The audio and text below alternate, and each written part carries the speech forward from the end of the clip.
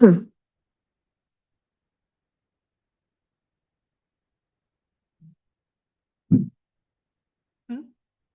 getting there.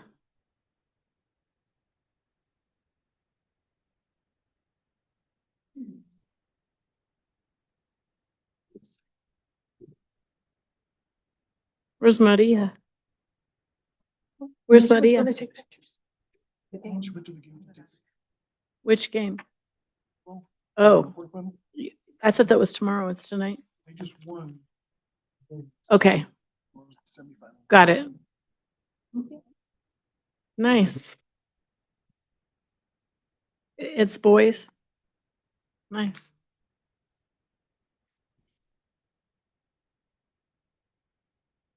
There we go. Nope. Winning again. Yeah. Yes. Thank you, Jonathan. All right. Welcome, everyone, to the Taos Municipal Schools Board of Education meeting. Today, as most of you probably know, it's Wednesday, March 11th, 2026, and it is 6:07 p.m. I'm calling the meeting to order. And Samantha, would you please call roll? President Flores, Vice President Spray, Here. Secretary Trujillo, Board Member King, Here. Board Member Concha. Here. Thank you, Samantha. All right, Dr. Layton, you're next.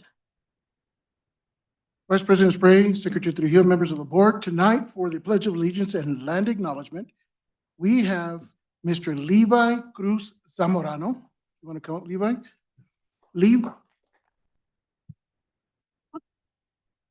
Levi is a fifth grader from Arroyos. He's a superstar. He was born on May 31st, 2015 in Arroyo Hondo. Levi has a sister and a brother, Elena Dimitri, who all went to Arroyos del Norte Elementary. Levi's mom is Tatiana Zamorano of Taos, New Mexico. He is currently in the fifth grade and is outgoing, fun, and a cool kid who is always ready to do whatever life throws at him. Levi has many special talents, some of which are drawing, building things out of random stuff, and he enjoys sitting for hours and working on Lego sets. He also loves playing football, skiing, riding his bike, and loves cooking his own eggs over easy. He also enjoys summer breaks from school because he loves taking family vacations and sleeping in. When Levi grows up, he wants to be a software engineer. The reason is because he likes to use his smart brain and create cool things, and he loves to show off his ideas. So if we could please welcome Mr. Levi Cruz Zamorano. Hi, welcome to our meeting. All right, everyone standing.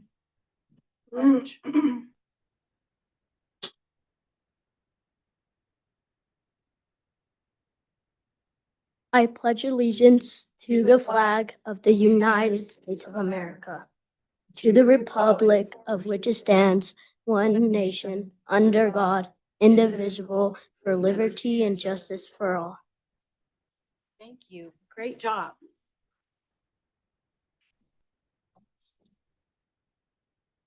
Land Acknowledgement Statement. It is respectful to recognize the unique and enduring relationship that exists between Indigenous people and their tradition territories. We acknowledge that we are on historical homeland of the Red Willow people within the original territory of Taos Pueblo.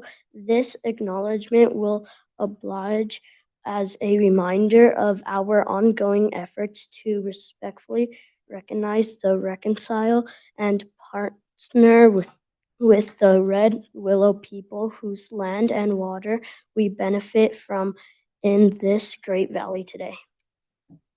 Thank you again, Levi. Good job. Great job. Thank you for coming here. Thank you. Nice, nice job. Look at that. So sweet. Oh my God, it's so sweet. All right, next on the agenda is the approval of tonight's meeting agenda. Does anyone have any changes that they'd like to make? Dr. Layton? No, ma'am, I don't have any. No? None? All right then. Yes?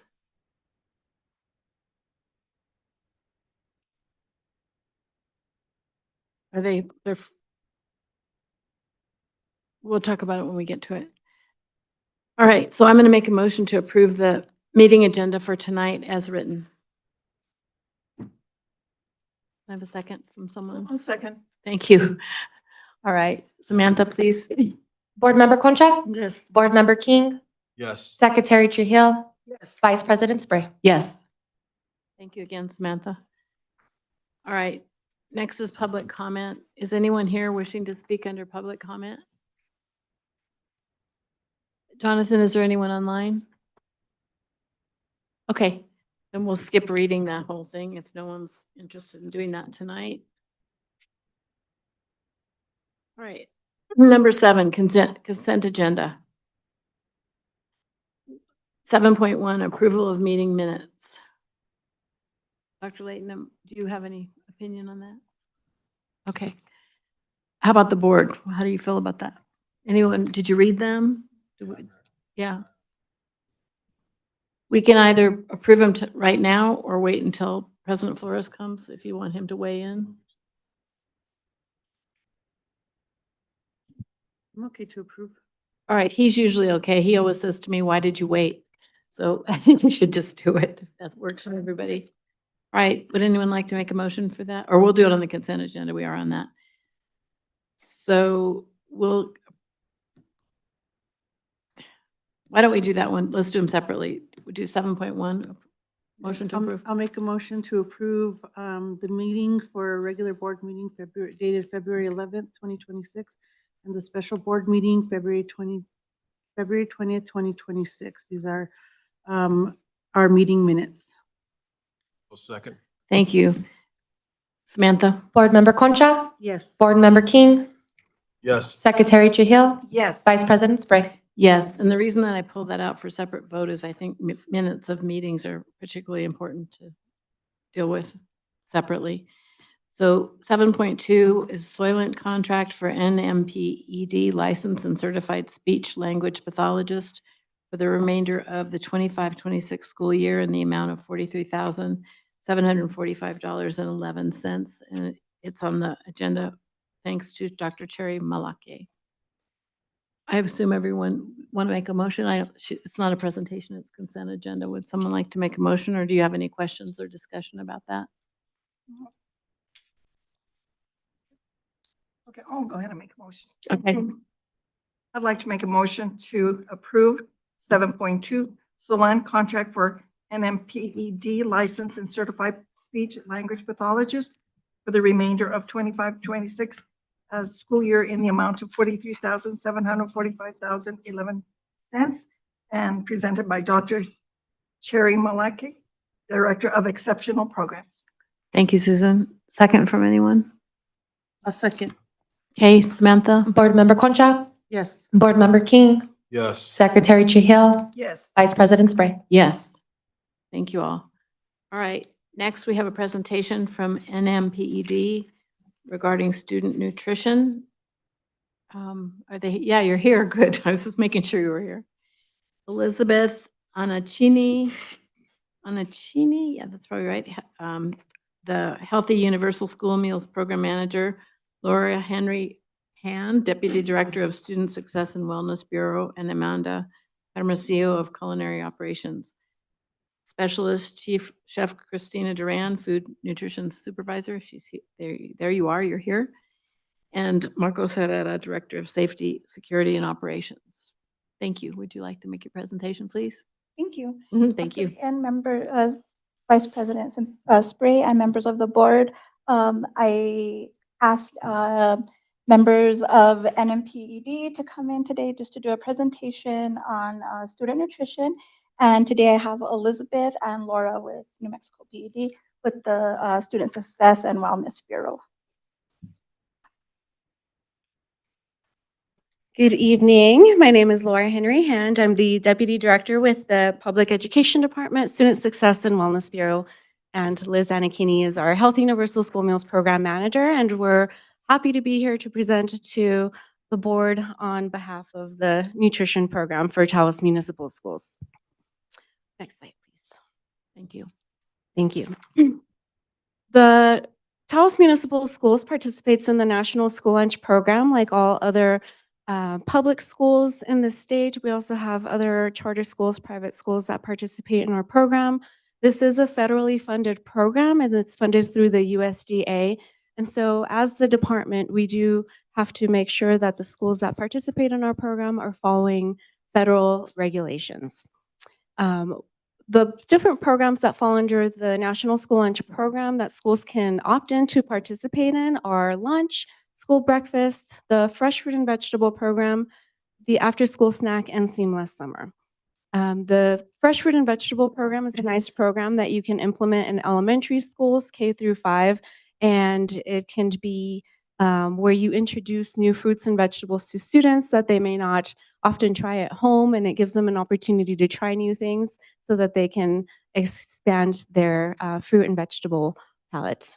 The after-school snack, if you have any after-school activities, your schools can participate in offering a snack, and all of these programs are through the National School Lunch Program. And then Seamless Summer is one of the options that schools can also participate in. We also have a counterpart program through ECECD, which is the summer food feeding program, but some schools choose to participate in our summer program. Next slide, please. In order to participate in our program, schools do have to meet the USDA meal pattern requirements for all programs. So that would be breakfast, lunch, snack, and summer meals.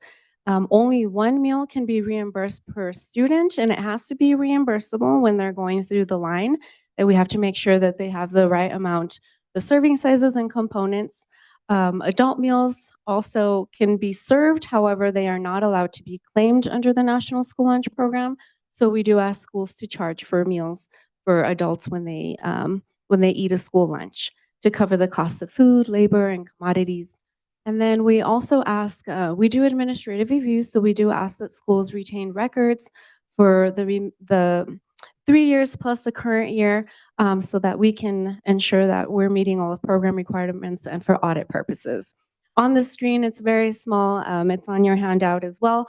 You can see we included a meal pattern for the lunch requirements. So for each grade grouping, we have K through 5, 6 through 8. We also have some schools operate K through 8, and so there's a grade grouping for that as well. And then we have a 9 through 12th grade grouping. For each of these grade groupings, there are requirements. However, all of them do have to serve a meat and meat alternate, which is your protein, a vegetable, a grain, fruit, and a milk. These are the options that they must serve, and then the serving sizes are there along with the calories, sodium, sugars, etc., that have to fall within those grade grouping requirements.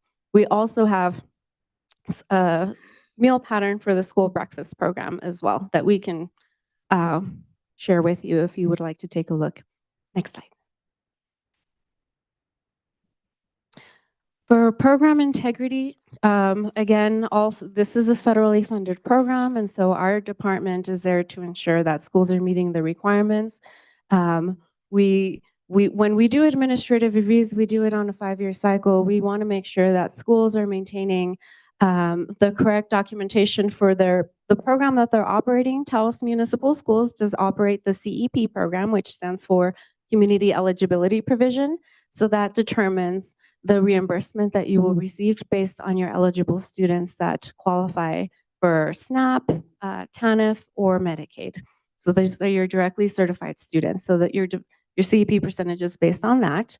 We do ask schools to put out yearly public releases to families, letting them know of the program that's available. We also do household notifications. There's reporting requirements. And we also, when we do reviews, we also look at Performance Standard 2, which covers everything under the meal pattern. So are they serving the correct meal pattern for grade grouping? Are they doing the correct types of milk, serving sizes? Do they have the signage that's required in the cafeterias, the menus?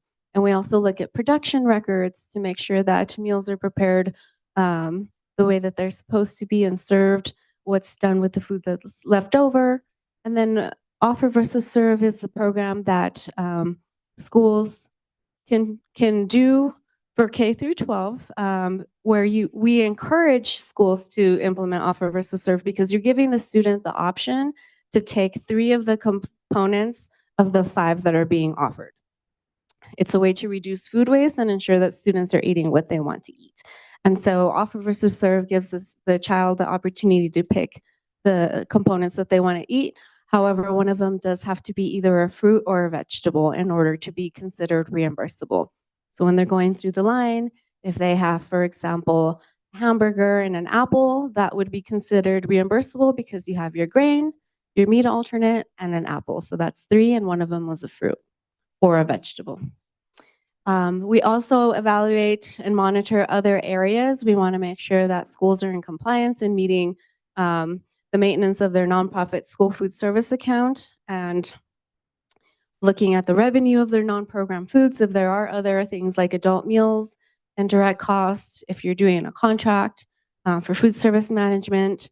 And we also take a look at the trainings that staff attend, that they're participating in, and that they're maintaining their USDA requirements for training in order to be in the positions that they're in, along with the wellness policy.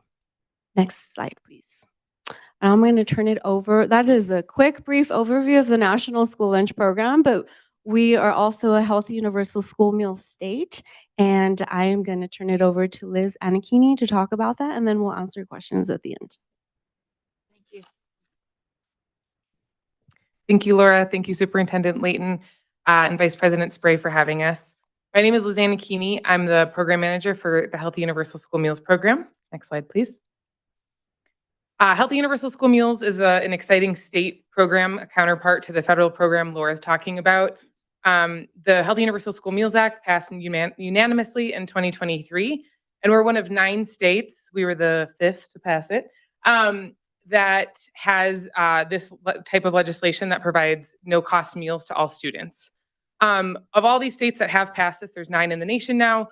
We're special because in addition to feeding all of our students without any cost to them, we are also requiring meal quality improvements associated with that. And this is the rule has been in place since 2023, but this is the first year that we're measuring how schools are doing, and there are funding implications for that in the following school year. Next slide, please. So the meal quality improvements that I'm going to go into in detail that are required are 50% freshly prepared meals, so more scratch cooking, local sourcing through the NM Grown Award, which Taos does participate in, student and family voice influencing menu changes, food waste reduction, and cultural relevance. And documentation of each of these is required at the time of certification. Next slide, please. So in freshly prepared meals, what this means is that Laura mentioned the different meal components, which are grains, meat or meat alternate, fruits, and vegetables. Each one of those meal components needs to be 50% freshly prepared weekly. Our definition of freshly prepared is a mixture of scratch or speed scratch. So either kind of what we all know from scratch, meaning we're using all whole ingredients and cooking with those, or speed scratch where you might integrate something like, you know, if canned beans are taken and made into a recipe, like if you take canned green beans and put them in a chicken pot pie, we'll still credit that as part of your freshly prepared items. And we encourage districts to communicate with families about this and highlight some of the extra effort that they're putting in with menu markings on their icons on their menu, or however else they want to tell the story of their efforts. Next slide, please.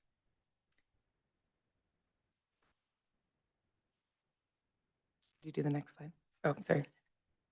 Oh, I'm sorry. NM Grown. So NM Grown is our local incentive program. We have it's awarded at the rate of 10 cents of a lunch served in the previous year, pending funding. And any school district that participates in this uses that grant funding to purchase from local growers off of an approved supplier list. All the growers on that list go through a food safety training. And we're really proud as a state, we have kind of a standout program across the country where we have a lot of very small growers actually being able to sell into institutions through this program. Schools that participate this can apply for the Golden Chili Award. It's a fun incentive program. And we have some cafeteria promotions and education that goes along with that as well. Next slide, thank you. The third component is food waste reduction. So what is required here, and this is where we need superintendent and school board's support is seat time. So students are required to have 20 minutes of time to eat lunch. Seated lunchtime does not include times standing in line. Research shows that there are like a 13% reduction in food waste that happens when we give students enough time to eat. So this is something that we will be evaluating school schedules for at the time of certification this year. And then share tables are simply a table in the cafeteria where students can put food they don't want to eat. So if another student wants more, they can access it.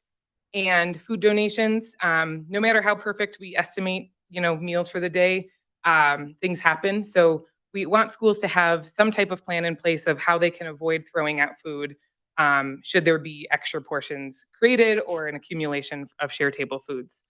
This can be to senior centers, after school programs, but we want to make sure that we have every effort we can to be diverting wasted food. Next slide, please. Cultural relevance is a pillar of Healthy Universal School Meals, and this looks different in a lot of communities, so we don't have a very rigid definition of this, but we want students to recognize themselves. We want food in the cafeteria to look and smell and taste like home. This includes recognizing their own family traditions and also using the cafeteria as a space where we bridge to other traditions that students might be learning about from other parts of the world as well. Next slide, please. And lastly, student and family voice. I like to say students have a say in what's on the tray. So districts need to show us that they are, this again can look a lot of different ways, but how are you taking student feedback into account and shaping menus? Are you doing taste tests, having a community night where parents get to taste things? There's a lot of different versions of this that would be acceptable, but we just want to see that districts are somehow bringing family and community into the equation. Next slide. So as I mentioned, the law was passed in 2023. There was a few transition years. This year's all schools are continuing to receive full funding, but we're measuring for compliance. And in the following school year, if schools are not compliant, they will receive a lower reimbursement rate. So our goal is really to be working with everyone. No matter what has happened this year, there's still time for everyone to be compliant. So we're working really hard with everyone to make sure that all of our schools continue to get that full reimbursement. Next slide, please. This is what that difference in rate would look like. So the schools who are compliant will continue to receive the full rate. This year, that is set by the USDA, and this year it is $4.62 for lunch and $2.94 for breakfast. Whatever that rate is determined, it's released in July by the USDA. Next year, that would be multiplied by 74 cents, and that is the rate that schools would receive if they're not compliant with Healthy Universal School Meals. Next slide. This is the certification timeline that we've shared with schools. So we'll be evaluating menus that will be available to them right after spring break for most schools on March 23rd. We'll be giving them access to a portal where they'll upload all of their documentation. That will be due May 1st, and our bureau will be reviewing those materials and making determinations if schools are compliant or not by June 1st. And then there will be a 15-day period there where schools can upload documentation of corrective action in order to still be compliant by the time we make the funding determination. Next slide.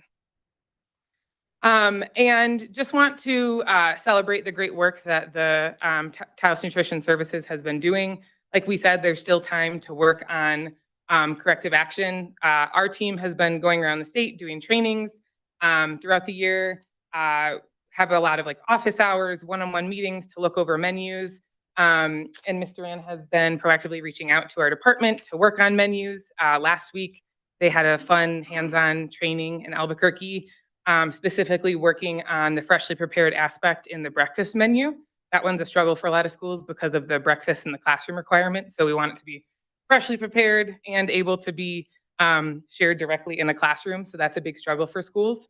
And they were testing out some atole and granola bars and all kinds of fun breakfast sandwich recipes. So really want to celebrate their proactive work to make sure that they are compliant with Healthy Universal School Meals and improving the quality of food. And for every aspect of Healthy Universal School Meals that we covered, that's included in compliance, the district, if they're not currently doing those measures absolutely can get on board to have full funding for the next school year. And this is contact info for Laura and I if you have any more questions. Thank you. Nice. Thank you, guys. That was succinct and very, a lot of information. If you don't mind, I'm going to open it up to questions from the board. Okay. Whomever wants to go first. Thank you, like Vice President Spray. That's a lot of information. Sometimes I almost feel like this nutrition program needs a standalone meeting to kind of go over all these components that you discussed and laid out. I'll try and start from the beginning and move through this. So requirements to participate, you showed us the meal pattern components, and my thoughts behind this are, so it doesn't matter whether the food is home cooked versus packaged, as long as they meet those components. Is that correct? Vice President Spray, members of the board, that is correct. As long as they are serving all of the components, and it includes a grain, a meat and meat alternate, fruit, vegetable, and milk, and students have the option to grab at least 3 of those items, then yes, it is considered reimbursable. Again, we're trying to move away from that and do more freshly prepared. We know that in the pandemic, it was difficult for schools and we went backwards a little bit. We're trying to move forward in the freshly prepared area. Thank you. And then as far as the addressing, waste and that component, I asked this at the last presentation when you guys weren't here, was there's no way to make like a determination and the numbers that are being reported to PED when a child takes the tray, that's the count they took there, they're being fed, right? And then versus them turning around and throwing it in the trash can. There's no way to count that as well, right? So that we can get that ratio of what's actually being eaten and what's actually being wasted. And so, I mean, it's basically what I'm trying to get at is that we can definitely meet the components and the requirements to get reimbursed and all of that. But I think all those little things matter as well, if that makes sense. Superintendent Layton, Vice President Spray. So with food waste reduction, we really like to have a multi-pronged approach. So first, are kids having enough time to sit and eat? If we put recess before lunch, do they go out, play with their friends, build up that appetite? That's a long-standing best practice that schools can put in place. A lot of times, putting that share table right next to the line. If you know they're not going to drink their milk, they put it right there. There's never that chance that they're going to throw it out. So those are a few things that work together well. One tool that can be used to evaluate waste on the projection side, Mr. Ann would look closely at her production records to see, based on what she estimated and what students actually took, how close was that. For servings that actually go out to students, there is something called a food waste audit. This is something that would be great to get students, if you have an environmental club involved in, where you actually measure, you could do it for a week at a time or one day a month. You would, as students go through the line, you then eventually interview them on what they ate, what they didn't eat, and why. And you measure, for each entree inside, how much was thrown out. Obviously, this is time and labor intensive, so you're not going to do it every day. But it's something you could do a few times to kind of get a quick sense of how much students are throwing out. That's awesome. I'd be interested in hearing more about that. And as I move through here without hijacking the whole presentation, does your work with the Taos School programs involve any type of support for the strategic plan and not only helping to reduce the waste, but the deficit that we're in? You guys offer those types of support and resources? For example, we're overstaffed, however, there's still not enough staff at a particular school to home cook meals. So there's kind of that, component. If we're overstaffed in the overall department, how are we not able to provide staff to make more home cooked or scratch-based meals? Vice President Spray, members of the board, the department does provide technical assistance. Each school district has a point of contact from our bureau specifically to provide technical assistance when it comes to school meals. And one of the things that the school district should be looking at is meals per man hour and how many staff it takes to cook so many number of meals, depending on the number of students that you have. So that is one thing that you could look at. And so we could definitely provide that assistance to Ms. Duran. And we do try to open our doors to provide as much technical assistance and support as needed. So we have our program coordinators that support on the National School Lunch Program side. And for Taos, I believe it's Terrence, if I'm not mistaken. Terrence Maribel is the program coordinator that supports your school district. And then on the Healthy Universal School Meal side, we also have culinary specialists and food waste reduction specialists if you have more questions about the food waste audits, and then the New Mexico Grown program. So we are definitely here to support and help answer questions. We also, we can talk about your nonprofit school food service account if that's something that you're interested in looking at. We definitely, especially now with the funding that is available through the state and making the full federal reimbursement, we want to make sure that you're in the green and not in the red as you move forward with freshly prepared meals.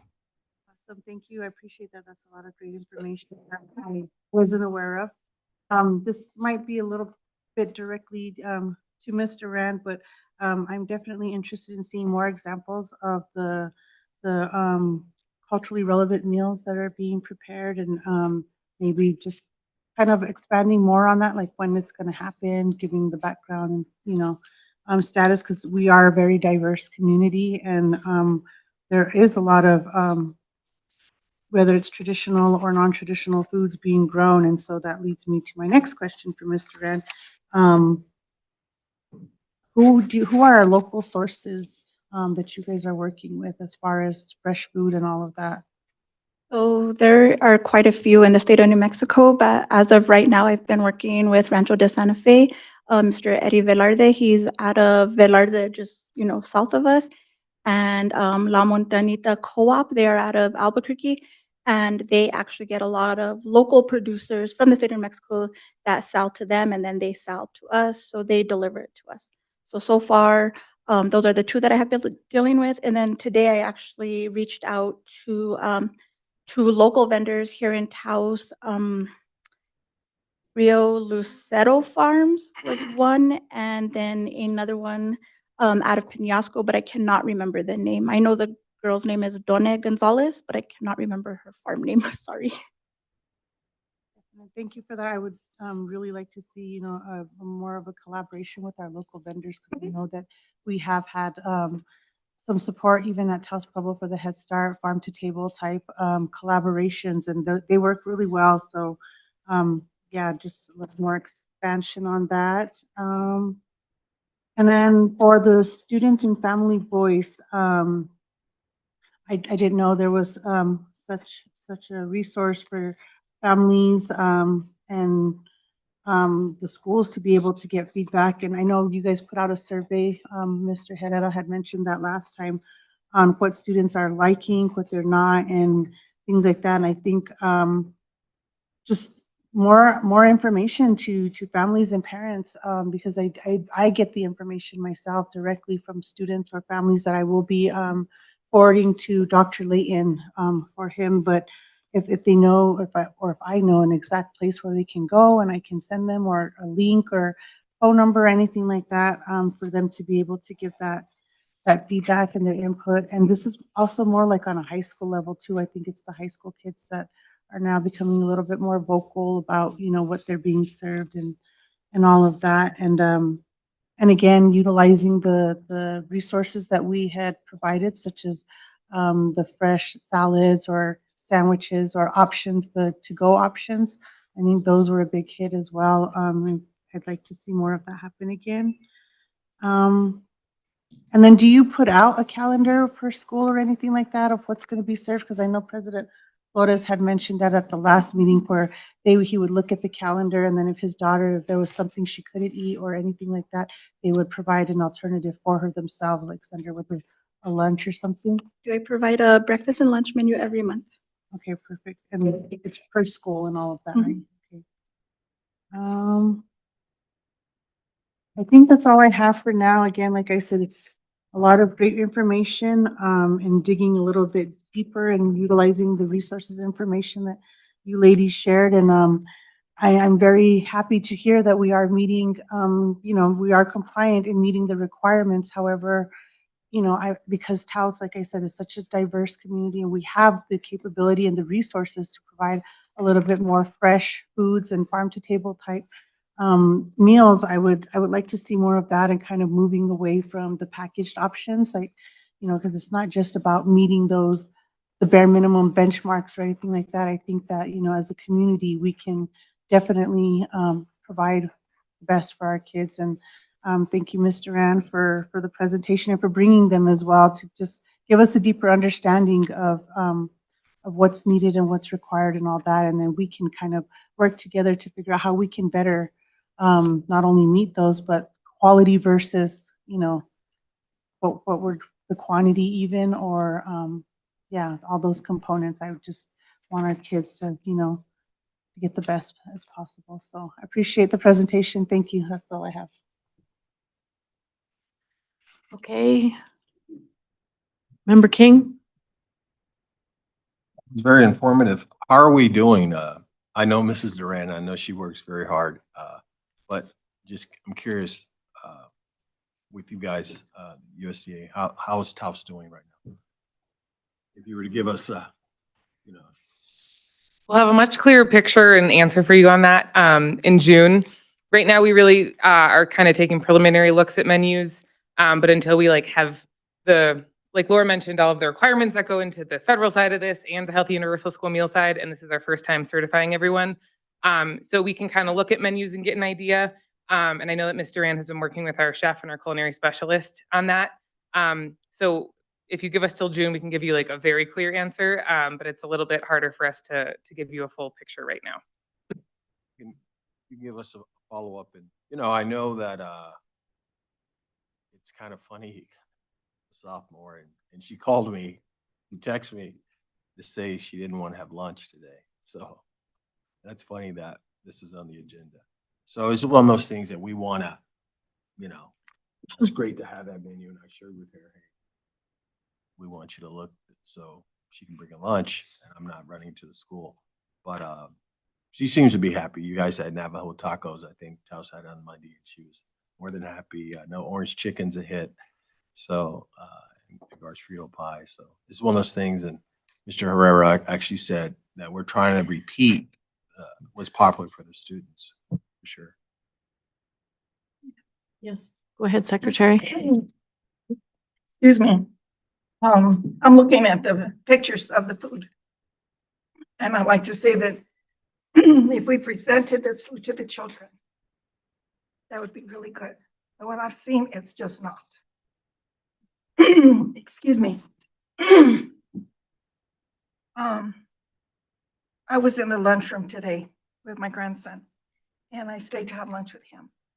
And it was nice. It was a beautiful a chicken breast, and it was golden brown, but it was a little dry because even the other looked at the other kids and they were having a hard time. Even they kind of ate the crust, but they were having a hard time chewing on the chicken. But there was protein, and then there was corn. My grandson ate the corn, but then there was the fruit that was in a cup.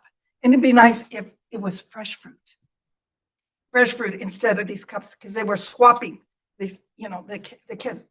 Do you want this or do you want, and I think if it was fresh fruit, that would be better. And then you look at this, 2 tacos and the corn and the veggies to put in there. That's beautiful. That's it gives them an option to be able to build a taco. It's more eating. It's just not eating food. It's an experience. You want to enjoy it. The food the presentation is everything, and it looks good, and how it tastes. That's really cool too. But I was glad to see that he ate half the chicken. My grandson ate half the chicken, and all the crust around. But I saw this little girl across, and she was eating, and she was working on that chicken, and but it took her a while because she apparently she eats very slow, you know, and here the other kids were getting ready to leave, and she was still eating. And then the other little boy in front of me, he didn't eat anything. He didn't eat anything at all. And I've noticed him even before. He doesn't eat anything. And but I looked up the pyramid that you all have to work with, and it's a carb kind of a pyramid. And apparently the feds have switched it to it's a protein base, and to where they're going to serve whole milk instead of the low fat milk, because the low fat milk, I understand, has sugar in it to make it more palatable for the kids. And so I'm looking forward to my grandson drinks milk, but he won't drink that half milk. And so it would be, I think it's going to be good for them because the sugar just kind of spikes them up. And then that little cup is nothing but sugar in there. And instead of just the fresh, the fruit, it's a different sugar that they're, what is that, a complex sugar. But again, it's something to work on. And like I said, based on, you know, what I've experienced, it's the children look forward to that. But the other thing is the breakfast, because they go in for breakfast. They start school at 8:30, and they go to lunch at 12:30. And so in the breakfast, whatever is offered, it has to be nutritious enough, because I see that a lot of the work is done in the morning, and their brain needs that food. It doesn't need a little package of what is it? Of sticks, of the French toast sticks. It's bread, and it's sweet. And again, if they don't drink the milk, they don't have it. That's the other day. That's all he had. And this morning I tried to feed him breakfast. He's not a breakfast person. He won't eat first thing in the morning. He'll wait till maybe later on. And I said, well, try a little something. I thought I would get him something to eat. But he says, I'm going to look forward to see what they're going to have for breakfast. And so and then I was there in class, and he said, I'm hungry. By 11 o'clock, he was hungry because what he had for breakfast didn't satisfy him. So the breakfast is almost the most important part of the day for these kids. I think if they would have that, they would do better, and they would have a wholesome. And I'm really looking for that pyramid to turn around and have a protein base with whole milk and a good balance of what I think kids need for their brain to be able to function. I think that again, if our plates would look like this, it would be really, really beautiful to see, and I look forward to seeing it. I want to thank you and applaud you all for just how informed and passionate you all are about this issue. Not very many school board members know how much sugar is in milk, or some of the ins and outs of all of this. And I think we're getting at, you know, this is a really big shift and change. Like, we're asking for a shift in culture in cafeterias, and that requires giving kids enough time to eat, training. We're acknowledging that, like, that's a social hour. That is a way that we connect with our culture. There are so many, sometimes it's easy to brush school lunch aside, but it's really something so critical. And so grateful to have all of you so passionate about this and partners in this culture change. The food pyramid, we had the food pyramid, and then we switched to My Plate for around a decade.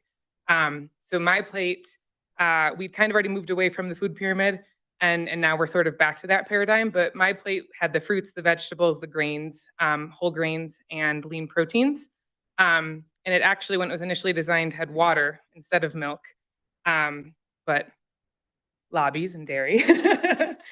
So milk found its way back onto that dietary guidelines for Americans. So yes, just want to applaud you and thank you for how much you all are listening to the students in your lives and visiting cafeterias and being partners in this time. You might actually be sorry that you said that. And We're I'd not just done like to yet. add a little bit more about the pyramid. You know, we do have an administration change. With that came the new upside down pyramid, and that hasn't all of the way trickled down to the USDA requirements, but a lot of times there are changes. We've seen lower sodiums, lower sugar limits, better quality, more proteins options for breakfast instead of just for breakfast, the requirements used to be a grain, a fruit, and milk. Those were the requirements. And so that's where a lot of those sugary breads and prepackaged items came for breakfast. But now we're we're looking at those proteins, those eggs, things that give you more sustenance and fill you until the lunch and prepare you to learn for the day. And so as we get more information from our USDA partners, we always share it with our food service directors. We have meetings every month, and we also have a conference in the fall. We also present at the New Mexico School Nutrition Association conference, and we'll be providing more culinary trainings at that conference as well. So we're looking forward to having Ms. Duran participate and continue learning to bring more back to your school district. Thank you. Thank you. Okay, I just have a few questions that Ms. Concha didn't. We usually double team on school food and this one too. And Board Member King's quieter because he didn't feel that great today. So you're lucky you got few questions, fewer. I'm curious what precipitated the culture change that you just talked about? Was that the legislature or the governor, or what precipitated that?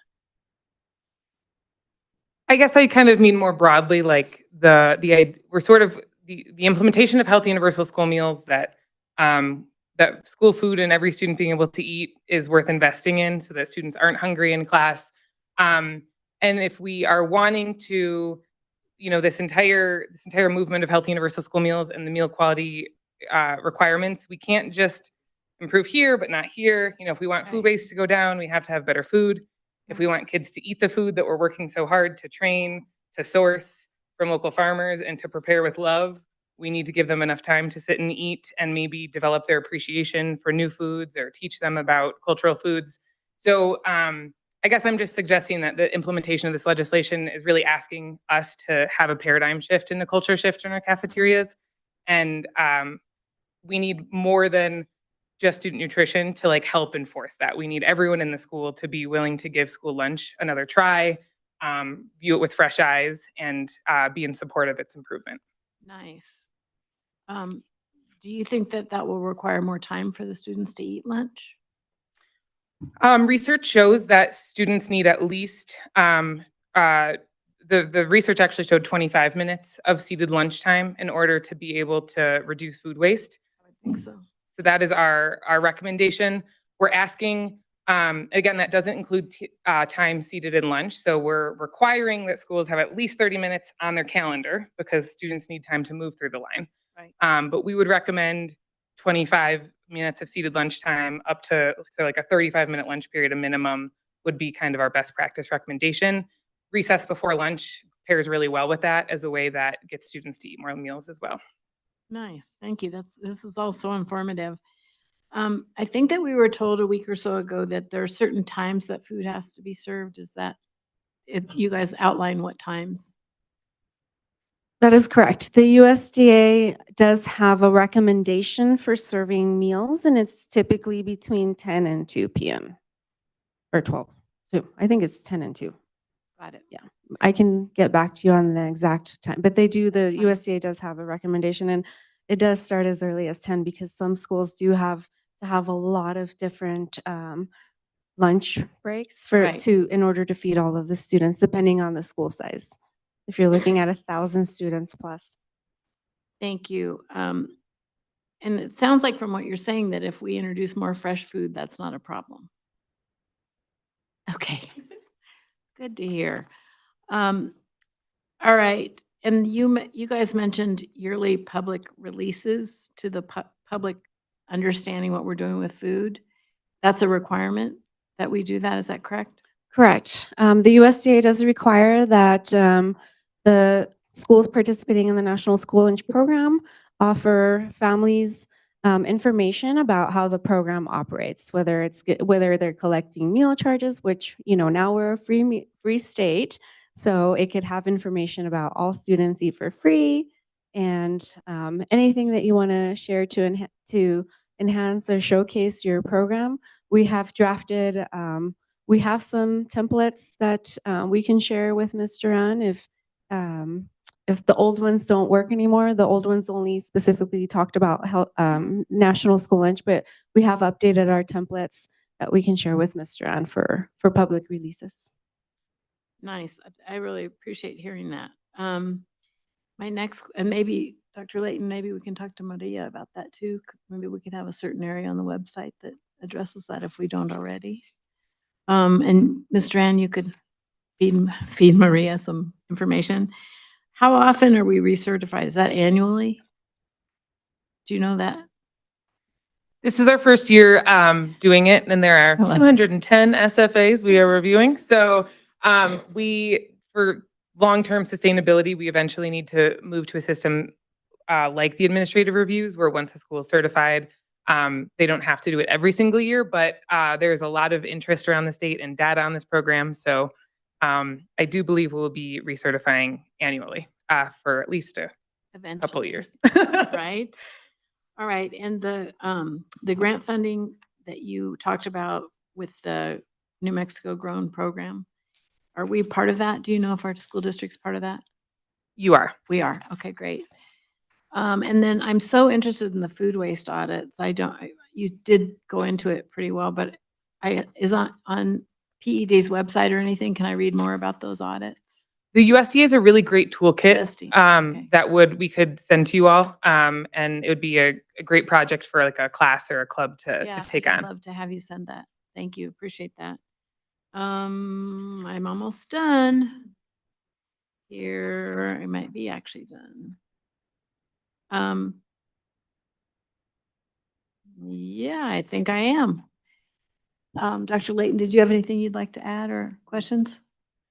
Thank you so much, Ms. Duran. Thank you, and thank you. Is it Anakini or Chini? It's Anakini. It rhymes with zucchini. Zucchini, got it. We'll remember that. I'd like to see zucchini on the plate at school. We'll do it in honor of you. And Ms. Henry Hand, thank you so much. Appreciate it very much. Thank you. And again, I just, appreciate the hard work that you guys are all doing, and Ms. Duran as well. And this is more like a direct stab on like the federal level, that because we get free meals, we don't have to skimp on quality, right? And nutrition and all of that. And so, again, I'll reiterate, meeting those standards, I'd rather not it be bare minimum. If we can find a way to meet those standards and change the quality of the food and how we're giving it to the students and the choices they have and everything, I think we're moving in a new direction. And I appreciate the training and resources offered. And I think, we can move forward in a positive light in future with everything you guys are bringing to the table as well. Thank you. Thank you for coming.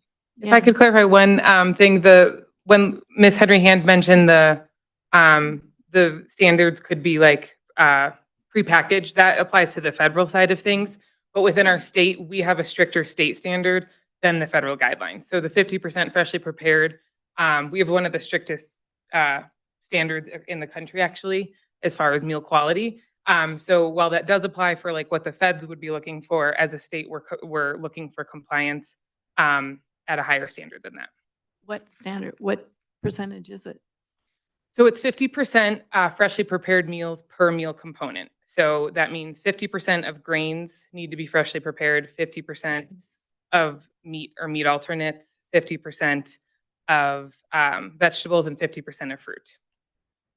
Really nice. Per week. That's awesome. You might be able to tell that if you have any school districts that you have to ask questions to, you're welcome to come back anytime because we're all over this. Thank you for coming again. Safe trip home. Thank you all. Thank you. Thank you, Ms. Duran. And thank you, Dr. Layton, for putting this on the agenda. All right, next we have our seriously Yeah, I wouldn't either. I'd like to. We should ask them when it is. You want to ask them now? When their nutrition conferences are, we can ask Mr. Ann. Why don't you ask Mr. Ann that? Hi, our friend that we know very well, Ms. Sally Martinet. She's the chief of inventory strategy of Divot Assets. Thank you for coming to make a presentation. Of course. Dr. Layton, Vice President Spray, board members. You have a recap document there. I did your inventory last week of your capital assets. Takes about 2 days to go to every school site. Remembering too that we're doing the assets that are 5,000 and above. So it's your capital assets. And it looked pretty good this year. We were able to locate everything. There are several pieces of equipment that we need to declare for disposal, specifically in the cafeteria at the high school, because you've put in new equipment and you've replaced serving counters. And there's one band instrument, and there's also 2 6-burner gas stoves you have from culinary, because you have new stoves in there, and they want to donate them to another school program. But I gave everybody their paperwork. So hopefully by the next school board meeting, they're going to present them for disposal authority, and they can do that. You can give them to other programs once it's been approved. Everybody was very cooperative and there weren't any issues. And if you all have any questions, it's pretty straightforward. Thank you, Secretary Trujillo. On this particular donation of the equipment, does it still have to go to the state auditor? It always has to go to the state, but the one thing about it going to the state is once it leaves here and we report it to the state, if they don't respond to us in 30 days, their rules say even if we don't hear from them after 30 days, we can move forward. Because you have a lot of equipment in various containers all over your campuses, not just current disposals. You have old disposals, and hanging on to all this stuff is taking up storage space, and we're hamstringing doing other things. And we just got to get rid of this stuff. Go ahead. Another thought. Go ahead. And with that information, Yes. would it be possible for you to work with the different departments that have these assets, and so that they can be disposed of? Some of Do they these have a list? assets were approved for disposal years ago. They are ones that I'm still looking at when I come back year after year in these containers. So you have the authority on 90% of it already. And the assets that are under $5,000, you do not need to go to that authority. And every time you buy a student chair, you're putting 2 in storage that you're never going to pull out again and use. So you're taking up space because those chairs are considered supply assets. And they are not things you should be hanging on to. Thank you. Just Anyone can't else? give it out. Anyone else? So Ms. Sally and I, we are working with operations to say, okay, supply assets, so value below $5,000 can simply be decided landfill or somebody picks it up, but we need to get rid of it because we pay rental for pods to store stuff. So We this is of understand. course not a good thing. And when Ms. Sally provided me a list of fixed asset, I talked to Alipio already, that we need to sit down to see, okay, an example, vendor installation from 2002 is still on the book. So my question then to operations is, do I need to take that out of a balance sheet? Yes, no. And once we have this determination of what needs to get out of a balance sheet, then we will present that to the school board to essentially clean up also our books. So it's 2 things. We need to get rid of supply inventory above $5,000 after the school board said, yes, we need to dispose of it, decision, auction, donation, landfill. After the state auditor approved that or didn't answer in 30 days, we can execute. And then again, we need to have a cleanup, so a serious cleanup of supply assets below $5,000, which, in my opinion, does not need to be presented to anybody because there's nothing on the books. We just have that stuff. Dr. Martins, would you remember to bring that up at the budget meeting that we're having on the 28th, please? Oh, with us? most absolutely, because you. this is, Thank you. you know, to invest money to keep what Ms. Sally calls trash, it's a very bad investment. All right, any other board members? Go ahead, Mr. King. Appreciate it, Sally. Is this all the inventory?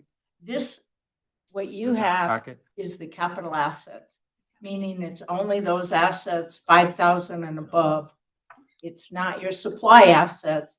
And when you talk about supply assets, as Reiner says, it's your chairs and things. Those are supply assets. Right. You know, they're low dollar value. You're not going to buy a student chair unless you got a broken one you're putting in a storage container to never be fixed. I have another thought. Okay. Are I'm you not done? done. I'm No, not not done. done. So, it seems to me, you know, you're saying, how long you been working with the district? About 8 years. 8 years. So, I don't know, you know, if we could break this down by campus, by, you know, each site is, because it seems like we need to have someone actually behind you making notes of this. Because this is, you know, it sounds really unfortunate that, you know, like you said, there's a new chair and these chairs, so it's taking up storage, cost, and, you know, you may have heard, we just passed a bond, so we do an initiative, I mean, you know, spring's around the corner, so I think it's imperative to get our house in order. Yeah. And, you know, I appreciate this, but it could be a little bigger, you know, I definitely was making it hard to read. I mean, I was reading it with my magnifying glass. It would be nice to be a little bigger so we can just see with clarity. But yeah, I will. it's something that we appreciate you making a note of that and letting us know so we can address this. This Sooner than later. inventory, the equipment is 5,000 and above, but it also includes your buildings and your land improvements and the artwork and all that. The things that are costing you money hanging on to are those supply assets that you can take to the landfill and get rid of if they're not going to be gone in the auction or given away. We just got to empty those containers. Okay, Ms. Concha, do you have anything? No, not at all. Thank you. Okay, I do. Yes, ma'am. You go first. Go ahead. Okay. And that is, are we tracking the non-capital assets? You The had ones an that inventory- are- You had an inventory done of what we call a supplemental inventory. Those things, $49.99 down to a certain threshold, about $1,000. You had that done over 3 years ago, but it's never been maintained. We have to It was maintain done. it. You have a snapshot in time, but it's no longer accurate. Do you do that? Our company does. I don't. Our No, company the company does yes. that? Because it's important, because those things are the ones that I always believe in counting your nuts and bolts. Because when you replace those nuts and bolts, it's going to cost you money. And to me, these big assets, these capital assets can be tracked, but the ones that really slip out are these non-capital. So I believe that there should be an accounting of those people and the offices of what it is, or departments of what it is that they're accountable for. And if that would, to me, is important. And it's something we've talked about. Okay. Dr. Martins, and then I have a question for you. To Go ahead. address the inventory, so we distinguish between fixed assets and inventory, as explained. Inventory, Director Marcus and I listened to the inventory module from our software. It's called Warehouse. Now, the consultant was very clear that before we do not have our basic configuration corrected, that's the reason why I asked last time, I need help to get the basic configuration done. clear recommendation was do not start an inventory module before you didn't clean up your basic config. The superintendent and the cabinet already said that once we have done this basic configuration, so with no payroll, core, and purchase orders and all of that, then we will initiate a warehouse project. I do hope that I can start that next school year, but it literally all depends on can we correctly configure the software we have. So it's on our radar, it's getting addressed. We are actively pursuing solutions. I personally believe we found a solution, but it needs to be step by step. It's the same like an example Ms. Sally indicated to me that the school district it does not have a map with all rooms. So Mr. Alipio had a very good idea. He said, look, when we do a facility plan, we need to also get, you suggested ArcGIS, right? So ArcGIS data that we have a map from all our buildings, including all our rooms. Because if you do an inventory, you need to know where the stuff is. And if you don't have a map, and if you don't know what room number you have, then it's, again, a problem with, we might have a software module, but then we still don't have the ability to really take inventory. So it's logical that you need one. It's just rather more difficult if you don't have one to literally build something up, because as Ms. said, the data was there. Why wasn't it used? Because the district didn't have the IT capability and also the collateral information needed to really build it up and maintain it. So I wouldn't like to invest another money into a Photoshop inventory. If we do an inventory, then I would like to be able to maintain it.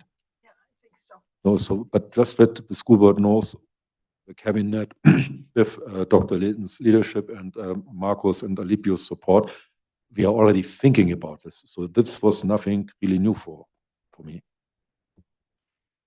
Okay, thank you, Dr. Martins. So I just wanted to kind of go over this because since I think I started in 2022 here, and I was just like amazed at the number of containers that we rent and what was in those containers. I was stunned. And also some of these larger rooms that are full of, lots of it is trash. So the procedure to do that, and Alipio's here, which is awesome because he's been so good. He hears my call all the time. He sees my face and goes, oh my God. But he's been really, really good at this. Just, there's a clear way you separated out the capital assets as opposed to the supply assets. The stuff that's like just extra that's in those rooms. Yeah, Lipio and I've gone around to a lot of, but he's also taken pictures of a lot of the containers, which I've been in over the Yeah, years. me too. Yeah, I mean, you have COVID supplies back there that are expired. I They gotta know. go to the landfill. They just gotta go away. So is there And any it's problem? old books. You have old instructional books. If they're over 6 years old and they're outdated, you can get rid of them. So Alipio then should feel comfortable and safe as he's loading stuff up to take to where, donate or wherever. Nobody's going to say anything to him except thank you. Probably. Okay. I would say thank you. And to be able to empty the containers and possibly get rid of some of them. so our school board attorney told us not long ago that anything anything under 5,000, we still have to notify the state auditor that we're doing that. That's not what I've read in my research, and as you know, She Mrs. looked at Bray, I call PED. balls and strikes, and I can show you statutes that say, we just need to let you know what we're doing, and then we get it done. We don't have to report that to the state in every case for supply assets. Okay, we should talk to her about that. She was reading off the NMPED website for And disposal. I printed pages. I mean, there's value thresholds that you have to go by, and you record it and then you get rid of it. Is there a certain monetary level that has to come before the board to have us know that they're doing it, or? 5,000 and above comes to you all Okay. for signature approval and going to state. Under 5,000, it's just an informational thing.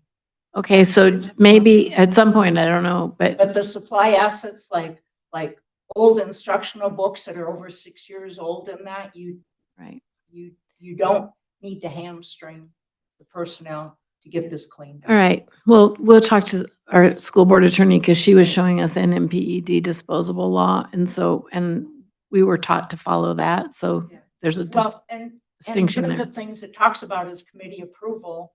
Well, you have an instructional committee already. They can be the same people to say these are outdated. Right, Let's get rid of them. right.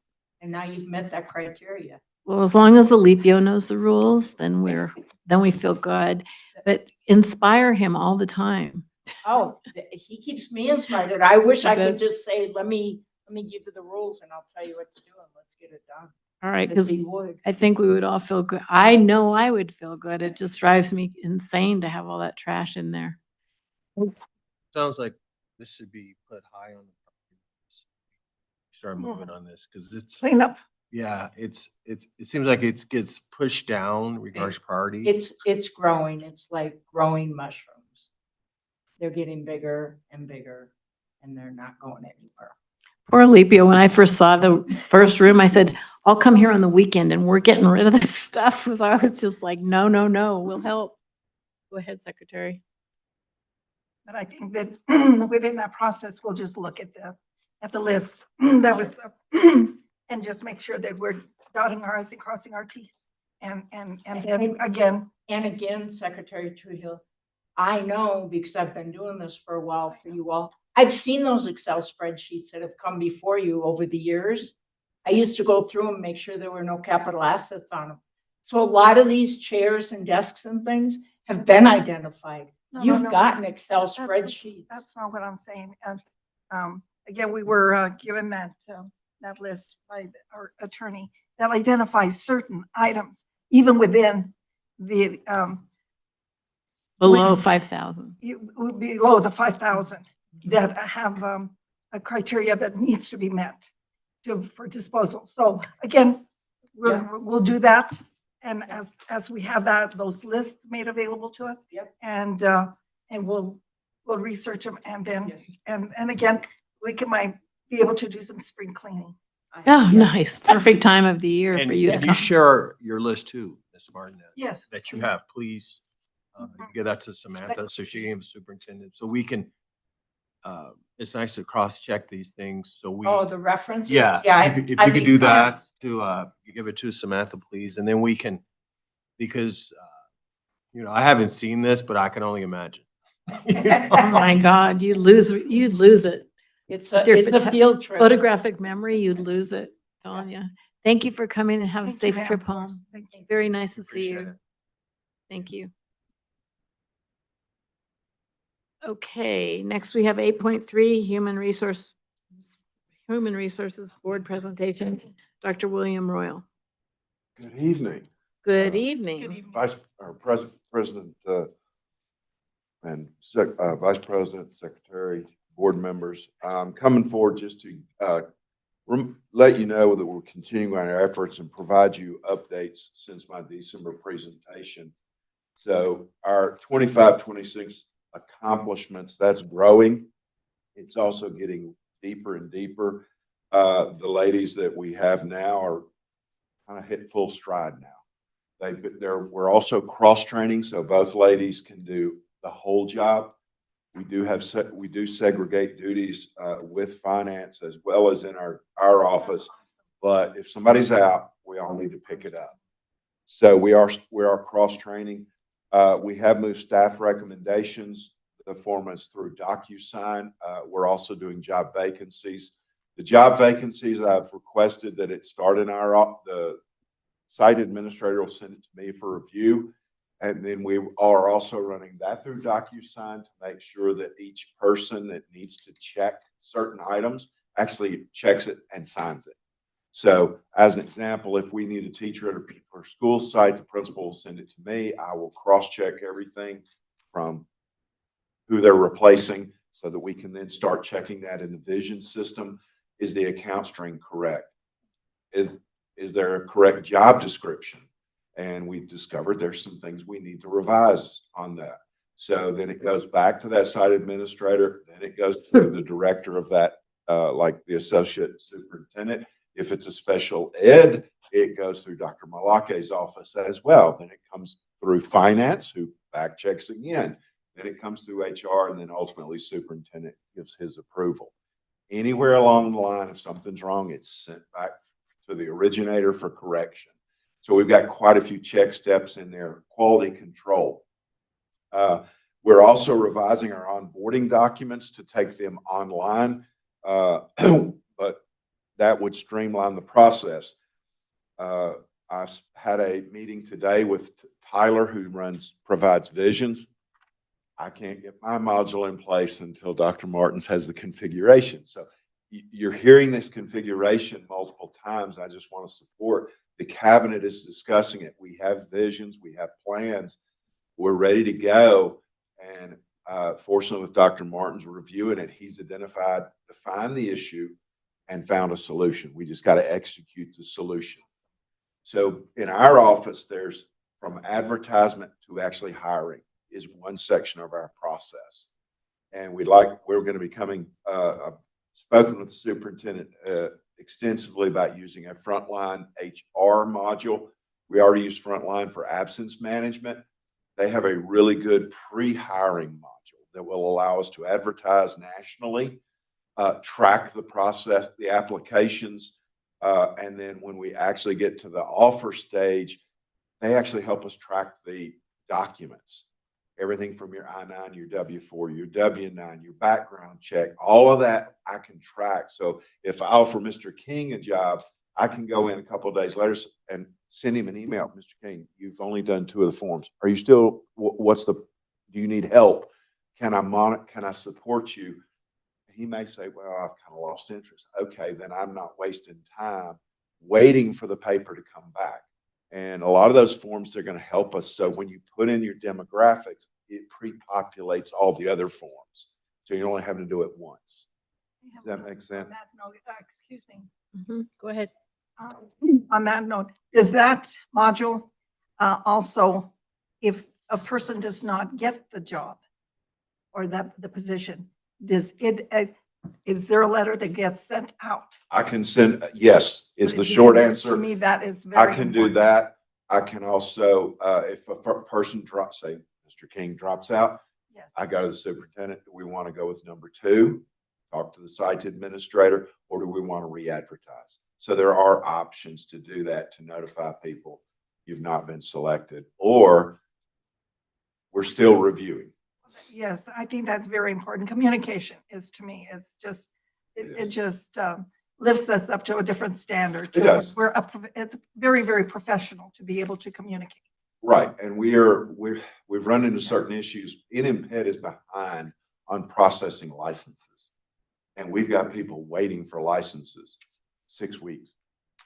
We just had that situation at Ranchos. We were trying to get somebody in. She was a licensed teacher in Texas, moved to Taos, and it took her 6 weeks to get through the process. And so some of it's out of our control.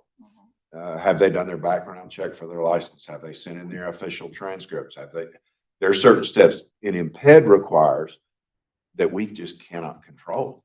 And so we're speeding up, and we are turning paperwork around. 90% of our paperwork is back out the door in 48 hours. And that's our target. 48 hours, I want it addressed. So, okay, moving on. We're again tracking applications, looking at recruiting data. We're in the hiring season already for next year, so we've posted some of the vacancies that we think we're going to have. Still supporting J1 option if necessary. I've spoken about automating the online application and the onboarding process. Alluded to a lot of these projects. I did go to Eastern New Mexico Recruiting Fair.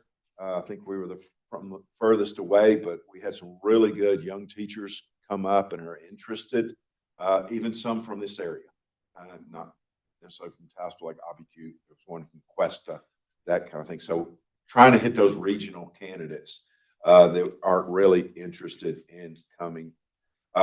We're awaiting the budget, but we started staffing meetings with the associate superintendent, the finance director, and I met with some principals today, looking at school budgets, looking at staffing needs, and that gives me a heads up so I know what I'm looking for. Who do I need to target?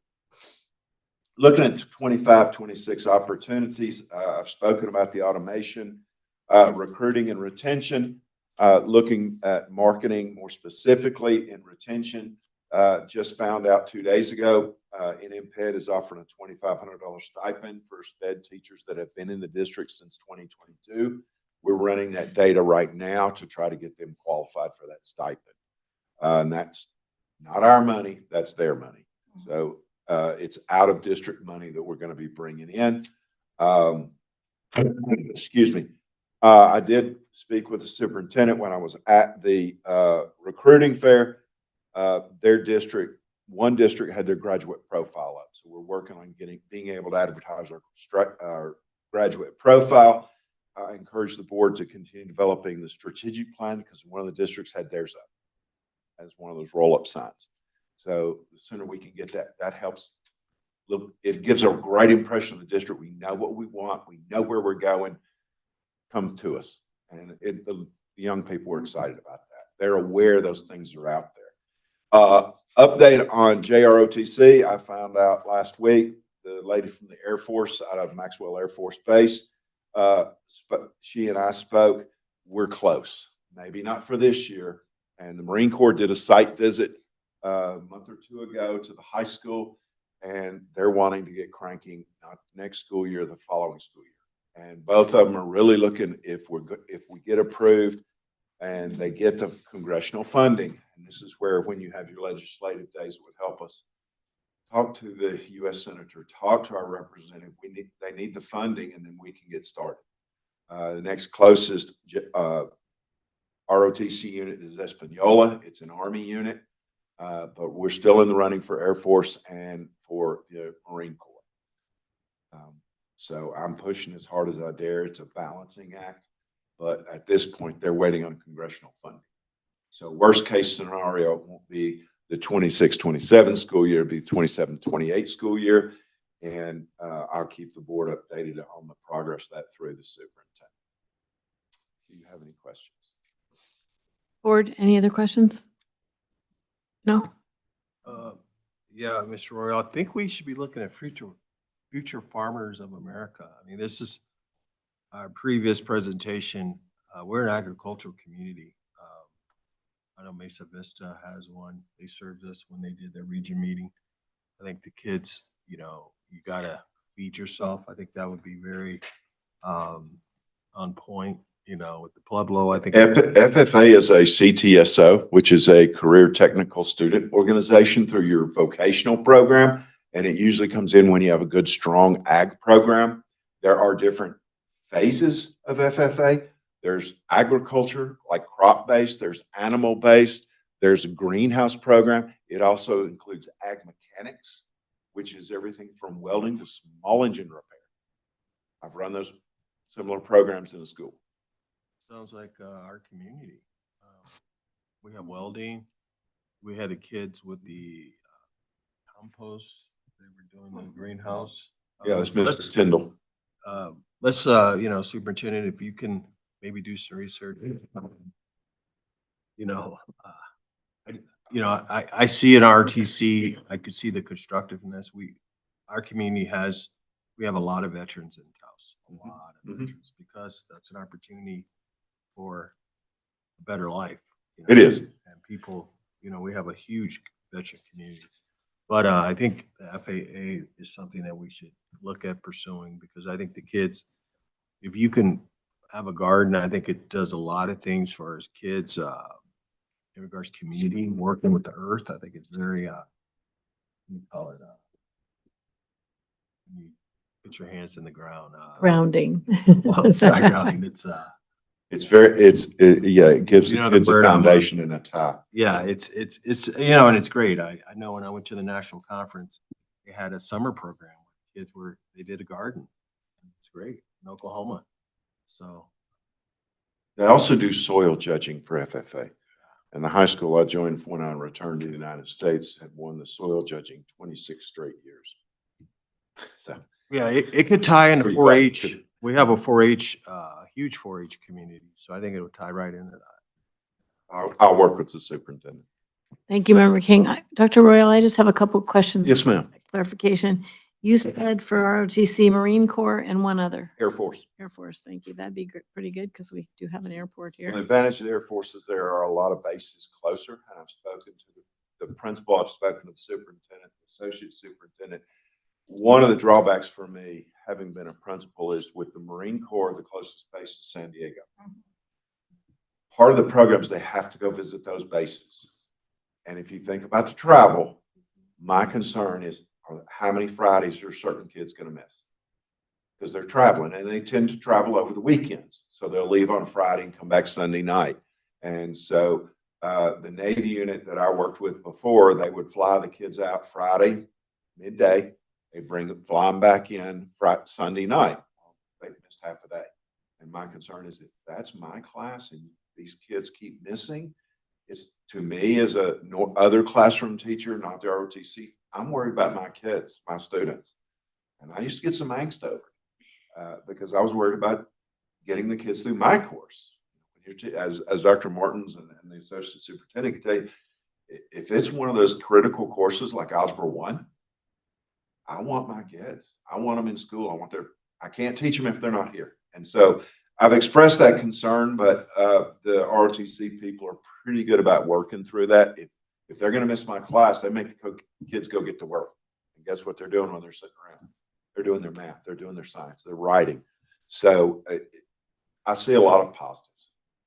Thank you. I just have one more question briefly, just brief answer, doesn't have to go into detail. It's on the subject of advertising. Yes, ma'am.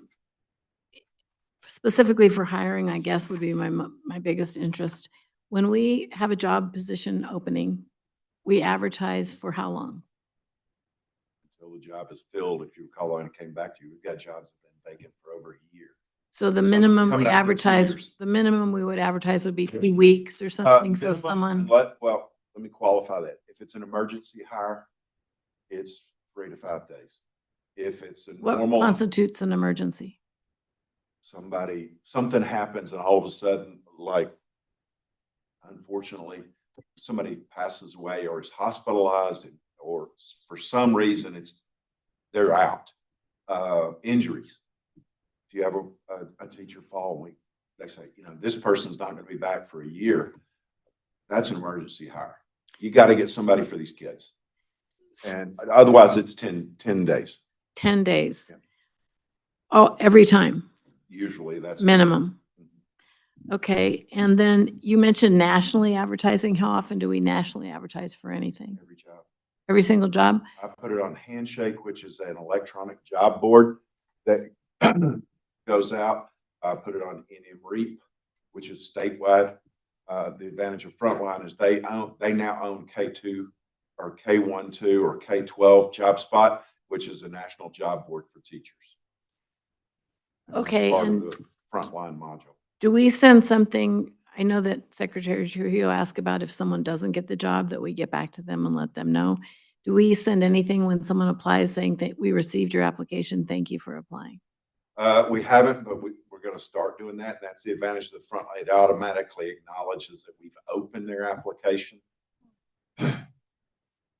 Okay, thank you. So Those are my it basically questions. says your application has been received and is being reviewed. Thank you. I'm happy to hear that. How soon do you think you might start that soon? Frontline, we're still in negotiations. How do you phrase it? I'm bartering and at the market or at the souk, as they say in Arabic. We're negotiating prices, and we're also, just to do our due diligence. That's why I had that meeting today with Tyler. Look at what they can do. So we're doing a comparison. It's not Okay. just, oh, that looks nice. We're actually doing our due diligence. So that's where we are Thank right you. now. Vice President Thank you, Sprague. sir. Yes. If I may, Yes. Dr. Royal, in regards to ROTC, you mentioned Air Force, Marines, and Navy, but no mention of Army. The Army and the Navy couldn't approve us at this point. There is an NDCCC program that we would have to fund, but with our current staffing and budget projections, that's not really an option. Whereas if we wait that extra year, they pay. And Didn't you so also- you're paying for two people. One's a senior NCO, one's an officer. Basically, they pay half, we pay half, so you're getting a twofer on the instructors. So we would fund equivalent of one staff position, but we get two people. They're a regular staff member, and I've also spoken extensively with the high school principal.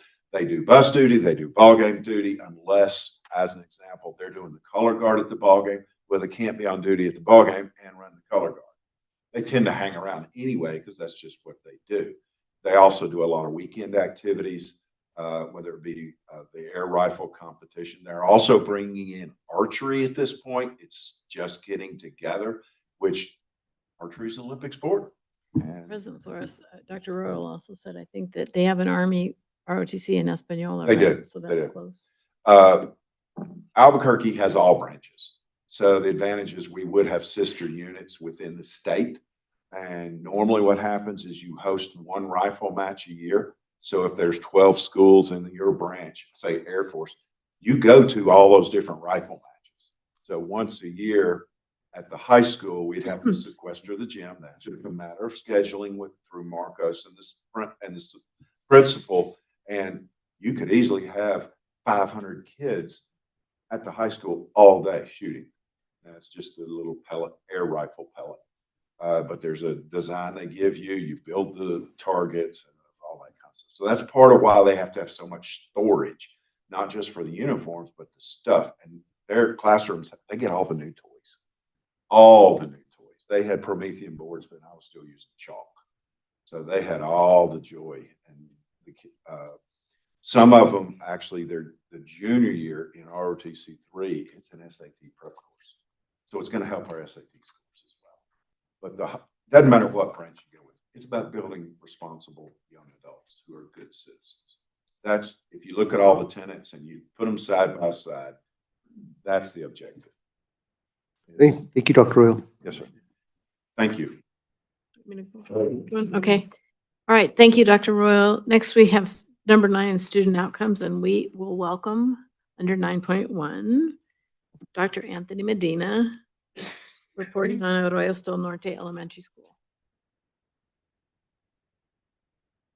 Good evening, Board President Flores, school board members, Superintendent Dr. Layton, colleagues, and community members. Thank you for this opportunity. Before I get to my first slide, I just want to kind of preface what we're doing as far as the first slide. Is that we've been doing a lot of work in our school to get our students more access to SEL, social emotional learning, restorative justice, as we move forward. And as we start to lay the foundation for this, these movements, we really wanted to involve our student council to be able to discuss with us things that they want for their school. And so part of what the responses I'm about to share with you on page 1 of my PowerPoint are responses from the students in regards to what they felt would help them to be able to balance their emotions and to focus on work. So I think that's a really important thing with students these days. There's a lot of, I think, just social challenges that they face.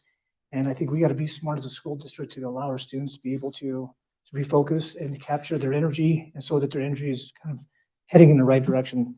So as we go to the first slide, it's okay. Okay, so part of the actual feedback we got is that Ms. Margo Valdez, who does the SEL and restorative justice classes at our school, she started coming and working with our kids during activity. And that's a time we can actually have one teacher who facilitates entire classrooms. And so part of it was that Ms. Margo Valdez has been coming and working with our kids during PE in the library. And they had these conversations with regards to the ways that kids speak to each other. And some of the things that we asked them was, what can we do to make Rosa Norte a more powerful school and to be able to facilitate your needs? And the students responded such as, they requested more therapy classes, to be able to speak to people in order to really understand what they were feeling, because they're still young enough where they know they feel something, but they just don't quite know how to articulate that. They also wanted gratitude check-ins, just to be able to say thank you for the work you're doing in our school, to be known. One student said, running to exhaust the energy behind the feelings. So instead of running from your feelings, to be able to capture those feelings and to deal with them as opposed to putting them to the side. Having time alone. I think we can all kind of agree to that one. Sometimes it's just nice to have time with ourselves. Having time with friends. And coloring sheets in the calming corners, that came from the lower grades. the tiny things of that nature are really powerful things that the kids are asking for, and we're doing what we can to make these things happen. They also went on to say that students requested SEL room to diffuse emotions and more sports at our school. So our school has become a school that's really kind of become a drama, academic based, what have you, but the students at our school are asking for more sports. And so part of that movement is becoming more aware of what they need and offering students more of that activity at our school. And this year we've partnered with the Taos Youth Basketball League, and many of our students were not on that league. But after the whole 3 or 4 months they've been at our school practicing, a lot of our students are getting into basketball, both male and female students on female teams and male teams. And the last thing they talked about is students are now practicing restorative justice circles. And so part of that was during the time we were getting training, I intentionally had our activity teachers join those restorative justice PD, only to make sure that our teachers, first activity teachers, had those students in the classrooms. The students would actually know what to do as far as restorative wise. And then when the teachers got trained, the students would already know what the teachers were asking for. So that has actually worked pretty well at our school. And we run that through Miss Deb's PE classes and also her library. Next slide. As part of our work with the DEA, this is our second year that we work with them. We are partnering with them due to the fact that they really want to facilitate a need in our campus, again, at sports. And so they have brought out these coaches from within Taos to help our students learn the techniques at school and playing basketball, not necessarily just going and playing, but actually learning techniques. And every student who participated got a brand new basketball. And that was a pretty nice thing. And also shoes for those 2 students who participated. And so that was a nice perk for the students to be able to go with them. But also there was a lot of conversations within the DA, the folks from DA, in regards to making good choices in our school and helping the students so that when they get to the older grades, they have an opportunity to understand what drugs are and how they could actually combat that and making good choices. A lot of it has to do with parent communication, student communication, and our teacher communication. So that's something that's really taken a hold of our school. And with regards to that, they're also, like I said before in the last slides, that they're actually joining, a lot of students are joining the Taos Youth Basketball League. And the tournament we had right before Valentine's Day, we had hundreds of students who were coming in, parents. And so we really felt kind of a really nice passion we saw for our kids wanting to become more active in sports. Next slide. Our average weekly attendance, we're kind of getting down to the last 9 weeks of our school. It's hard to believe we only have really 9 weeks of school left once we get back from spring break. I cannot believe how quickly this year has really gone by. And it seems like the more we are in education, the faster time goes by. So you can see our percentages on this slide. So we're averaging 92.4, and there could be a difference between Power School and what have you, but that's kind of where we are. We're really proud that we're getting our students to come to school. And we understand the importance of that. We talk to them daily about being present, but also being in school. We know that online learning was pretty good during the COVID era, but being in school, you cannot compare the amount of work that you do with teachers as you would do online. That human to human contact, to be able to have that academic contact, questions and inquiries that the students have. That's something that students, teachers really take great pride with, and the teachers at our school, and I'm sure that they do in Ranchos and Enos, the middle school and the high school, they really love the kids, and the kids love our teachers. And it was really nice to see Levi. Levi is one of our special education students who's been struggling at reading, and I purposely selected him because I really wanted to build the confidence in him coming up. And him and I practiced the words that he was about to say, and also his bio. And I was really proud of him. He talked about that. I saw the smile on his face. He brought his whole family, his grandparents on both sides. So that's the type of passion we want to bring to our families, to make them included in the things that we do. And you see that right there with regards to the way the parents attended and the grandparents attended the actual presentation. Next slide. In regards to attendance, we've been focusing on that since the beginning of school even. We have, currently we have 48% of our students in Tier 1. There are students that have really less than 10 absences in a school day. And then we have 5% of our students in Tier 2. And a lot of these students in Tier 2, our students have been participating in cheerleading. They've been doing things outside of school, so they're not missing school because they want to miss it. They're missing school for extracurricular activities that they're presenting themselves. And those are mostly of our older students who are at that level, but they are catching up on the homework, and the teachers make sure that they do that, or they take the work with them. Number 2, we're still meeting as a tennis team twice monthly. Next meeting will be on the 23rd of March, and we're working with Miss Annie Trujillo from Ranchos, and we're really kind of having good discussions about where we are with our attendance, and she's very good about making sure our parents who are struggling receive a letter, so that there's an opportunity for us to have discussions with our parents with regards to how we can provide support for them. I'm also taking attendance, my second year of doing this, taking attendance at 9, our teacher ticket is at 9 and 1:30, and I'm entering tardies at 9 o'clock. And it helps me to understand who's late in school. So when we're doing drop and pickup, I can talk to parents about that. So it's been working well for us. And again, some of our students come to school, a few minutes late, they're not too late. So we try to really give them a little bit of support with regards to that because they're making the effort to be there. So that's something we've been working on. And we've also right now, we've met with all families this spring semester. And a lot of the families, like I said, mentioned before, our families are coming from outside our district, driving from Red River, from Angel Fire, from up here from Ranchos, and they're coming a long way to our school. So we want to honor those families to make sure that we know they're coming in tardy, missing absence, but we're working with them to make sure they're appreciated because I know they're making the effort. And come to Thursday, 26th, we got a big day at our campus. But one thing we'll be doing, we'll celebrate our 3rd Avid Assembly, and we do celebrate citizenship. We do perfect attendance in academics. So we want to weigh home in academics. We also want to make sure students are there, but also to make sure students are really having integrity when they're interacting with each other at our school. And this has been a really challenging year. I have to say, I've been at the school now 5 years, and I've really seen a lot of behavior that I have not seen at our school before in the past. And so we're really making sure that we're giving our students an opportunity through our SEL classes, restorative justice classes, and we're also bringing CAV in to talk to our students regarding anti-bullying strategies. So we have kind of a trifecta of areas that we're bringing in community members and also our school personnel to help our students and to also teach our teachers what it's like to be able to help our students. I think teachers, they really honor their time in the classroom. They don't want to be disturbed, and I get that. But we also have to make sure they understand what they can do to promote a more healthy environment in the classroom, because teaching is important, but it's also the way the students are engaged in these lessons that make that very important as well. Last, our community school letter, we are sending out every monthly. Last slide. And so we do it, Aurora, we love that every student who has got a birthday, which they all do, there's a birthday month inside the actual front office by month. So we know exactly when the students are. And during lunch, we sing happy birthday to the students. It's a simple little tiny thing, but the students love it. And we had grandparents and parents that come to school, and they're there for that. And so they appreciate the happy birthday wishes. We're also doing a teacher talking data check-in point for our MOI data. And we had that about 2 weeks ago. And what we're doing with regards to that, I met with teachers in K1, teachers in 2-3, and teachers in 4-5. And so our teachers in K1 through 2, they're working in Amira. It's a brand new assessment tool. So we're learning how it operates. But we're learning also that the trajectory of our students right now, they're moving up in the right direction. So there's a baseline score that every student, when they first test, that becomes their baseline score. And from that baseline score, every time they assess monthly in Amira, you can tell whether the bar graph goes up or it goes down above the actual standard score. They're above that. So the trajectory of our students is moving up, trending upwards. For kindergarten, first and second, third graders, they're moving up. So they're looking at some positive data.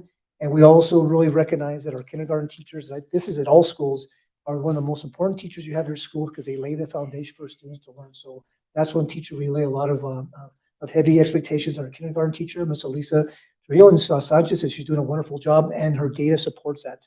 And so very happy about that.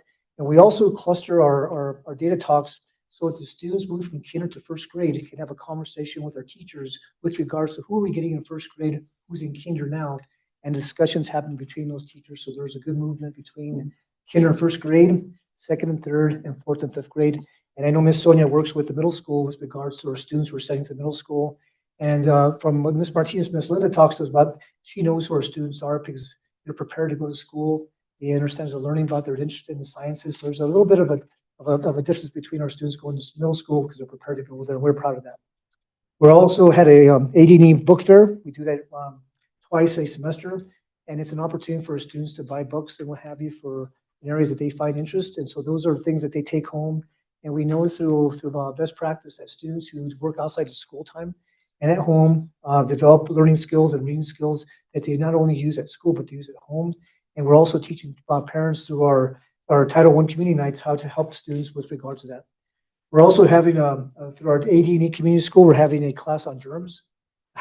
And what I try to tell students, germs are everywhere. You know, they're not going to go away, but what we can do as healthy citizens in our school is to really teach students how to properly wash their hands. And it's a simple thing, but when kids get in a hurry, when they go, especially kindergartners, when they get inside the bathroom, they just want to kind of put some soap on and wash them with their hands, and they won't forget to dry their hands, and there's a procedure. So we're trying to teach them to slow down, to be able to understand what germs are, how they're handled, how their body facilitates it, and what happens when you wash your hands and you rid your hands of germs. It cuts down, it also says by 75%. So that's also a percentage we see. So we use data to kind of supply to students. So they know what germs can do and what the lack of germs can do with regards to the way their body accepts that. We're on the 26th, the same night we're having our AVID assembly. We're also having game night. It's our literacy night. It's from 3:30 to 5:30, and we're inviting parents to come in. And what they do is they learn how to play math and literacy games, which are kind of tied to our curriculum. And that kind of helps us to have like a homework harbor for our parents to understand what they can do at home to help our students. Because many times our parents get homework home and they don't quite understand what it is, but the students can explain to them what they need enough so the parents can help them. So these kind of nights are built in to help our parents understand the needs they need to do at home to provide support for their children, grandparents, or grandchildren, or even people they take care of. ADN also has an after-school program, has an informed reading quest. It's one of our district resources. And essentially, there's three teachers that come into our school and they meet with their students that are novice readers. And what they do is they pull them out during the school day, and then once they graduate from the level they're supposed to be, they get a little certificate, and they return to class and they're able to kind of read a little better. But it's really just low teacher ratio numbers. We have one teacher for each student, and they become very close to us. But these teachers that came in from Reading Quest, they're not employed by the district. They've also taken an interest in becoming part of our after-school program. So they're introducing music into our after-school program. So they bring the instruments to the school, and they make time outside their workday. This is just volunteering for students. And they made such a big impact that many of our students are also getting to play musical instruments, drumming, guitars, and what have you. So there's an opportunity that we saw. They wanted to work with us, and we took their offer and we ran with it. And now we call it After School Quest. So they're partnering with our school on their own time. AD now has a coyote closet with regards to our community school. Many of our students, sometimes they just forget to bring a jacket in the morning, what have you, or even a wool hat. And so Miss Nikki King, our community school coordinator, has a closet for them, and students are just so welcome to go in. They just walk in and just get what they need. And that's what we want to design our community school room, so that students have an opportunity to feel welcomed and not to feel pressure or have students welcome. They just walk into the actual community school. There's a closet, there's food in there, and students make themselves at home, and parents do as well. They'll come in and get a box of food that Miss Nikki puts in, potatoes and chicken, things that they can use. And so it's a nice community resource we have for our parents and our students, and it's really working well. Our PTA has been really doing a great job with their school. They were able to facilitate the tournament we had at Rose on Valentine's weekend, and they took care of the door and custody stand. They made somewhere close to $3,000. But the money that they're making is going into helping our students get to Albuquerque for the Isotopes game. We do it every year. That's the 4th annual time. Our 4th and 5th graders, so they're helping with the bus, they're helping with the ticket prices, what have you. And they're also making sure schools get a brand new sound system, so that when we have assemblies, that we have a sound system. The sound system's been there quite a long time, and so you got to really talk slow into it. And there's all these different things. You got to hold it at a 45-degree angle. But now we're going to get a sound system that works, and so they're helping with the things, and they're really passionate. They're also volunteering to be, after school with regards to being around our kids and making sure that they're supplying resources to our school. They want to be part of our school. We really appreciate our families wanting to do that. And lastly, we've actually our site-based leadership team. Our students now called the Super Brave Leadership Team. They renamed it our student council. They're also part of that. And it's a wonderful committee that we have that's run by our community school coordinator that partners all our community partners, parents, and it allows our community school coordinator to be able to articulate what we need at our school with regards to community resources. And when Miss Nikki started this year, we had maybe 2 or 3 members, and now we have about 8 or 9 of our community members coming in, everywhere from Reading Quest, from our Call Day reading partners. And so as many of our partners are coming into this meeting, trying to find ways to integrate their resources into our school. So there's a lot of great things are happening at our school, and we're still really pushing for teachers to understand our data. That's also very important too as we move forward. And we know that there's more to it than data, but having happy students in our school provides that conduit to a good production of data. So we know that when students come to school ready and they're happy, they produce at a better rate. Thank you, and I stand for any questions. Thank you. Board questions? A very good report. No? Thank you. Dr. Medina, very impressive. I really enjoyed hearing your report. It was very comprehensive. One of the things I wanted to highlight on a list of things that I noted here is the education on substance abuse and how to teach the students to make proper decisions. You know, in a community like ours and all the challenges that we have, I've expressed to the board and superintendent how important it is to provide substance abuse education to our students. You know, a lot of times our students are their home environment or the community that surrounds them might not always show them, you know, the best avenues. And you know, this community has been challenged, even going back to when I grew up, you know, with substance abuse. And you know, it's very important, and I appreciate that you're allowing the students to have that education. One thing I'd like to ask of you is if you could thank the volunteers that are part of the after school program when you get the chance. I think that's very important for the students, the introduction to music and the fact that we're getting people to give of their time after their long work day or to make the time for our students. I think is very important, and I know that the board is very appreciative of that. Looking at your all the highlights in your community school newsletter as you went through that, you know, the focus on data, that's very important. You know, it tells a story, and it allows you to pinpoint where you can focus or what's working and what's not working. And you know, data is very important. It's exciting to know that you are sending out a community school newsletter, you know, to inform the parents, it allow them to be included in events, make them aware, just that engagement and the creativity from educating the kids on germs and personal hygiene and, you know, how that affects attendance is also very important. At a young age, you know, we see kids doing a whole bunch of germy things and even adults, you know, I think we encounter that with our own colleagues and adults, I guess, could be educated on germs as well. You know, it doesn't have to just be students, but thank you for your presentation. I enjoyed it. Any other questions from the board? Yeah, Dr. Mehta, are the volunteers being vetted? Yes, the volunteers are all being vetted. And so that's one thing that's really positive. And the staff members from Reading Quest, they've already gone through the school's SB 128, so they make sure they're background checked. So this people we have at our school has followed the procedures to make sure they're properly around our students. Are you guys not doing the Fun for Reading anymore with Rotary? Rotary Club, they meet, we do it on Wednesdays along with the Ranchos and I believe Enos. But they're still showing up, but they come up and they're working with our second and third graders on Thursdays. And so that's something the students really love quite a bit. And also the book distributions they have afterwards where kids get to choose a book that their desire, excuse me. And so that's something we still do. And Dr. Gallegos, I know that she's had a procedure. She's not been there, but we have Miss Sands. She's the lady who's been taking over the program. And so the people come to our school, even Sid, Sid's Market, he comes into our school. But we have great people that come in. They provide a service that we feel that's really positive to our kids, and they're doing it from an angle that the kids don't even get. So it's mostly teacher education, but the Rotary Club has to do with other folks coming in and differentiating the way that they learn. So that's a good way for them to learn to read. It's love of reading. I love a reading. I love a reading. Yeah. Thank you very much. Dr. Medina, I had a question. To what do you attribute the difference in behavior this year? Have you any thoughts about that? You know, we talk quite a bit, Dr. Sir Marmol and Mr. Spell, we do talk to each other. So we know that the issues that kids are going through, it's not just at our school or just at Enos or Ranchos, it's happening probably all over the state, all over the nation. It has everything to do with just the way things that the kids see at home, possibly just not having any balance at home. Maybe a combination of coming to school and being around kids that they're unfamiliar with, or maybe not knowing how to really engage with kids that are different from them.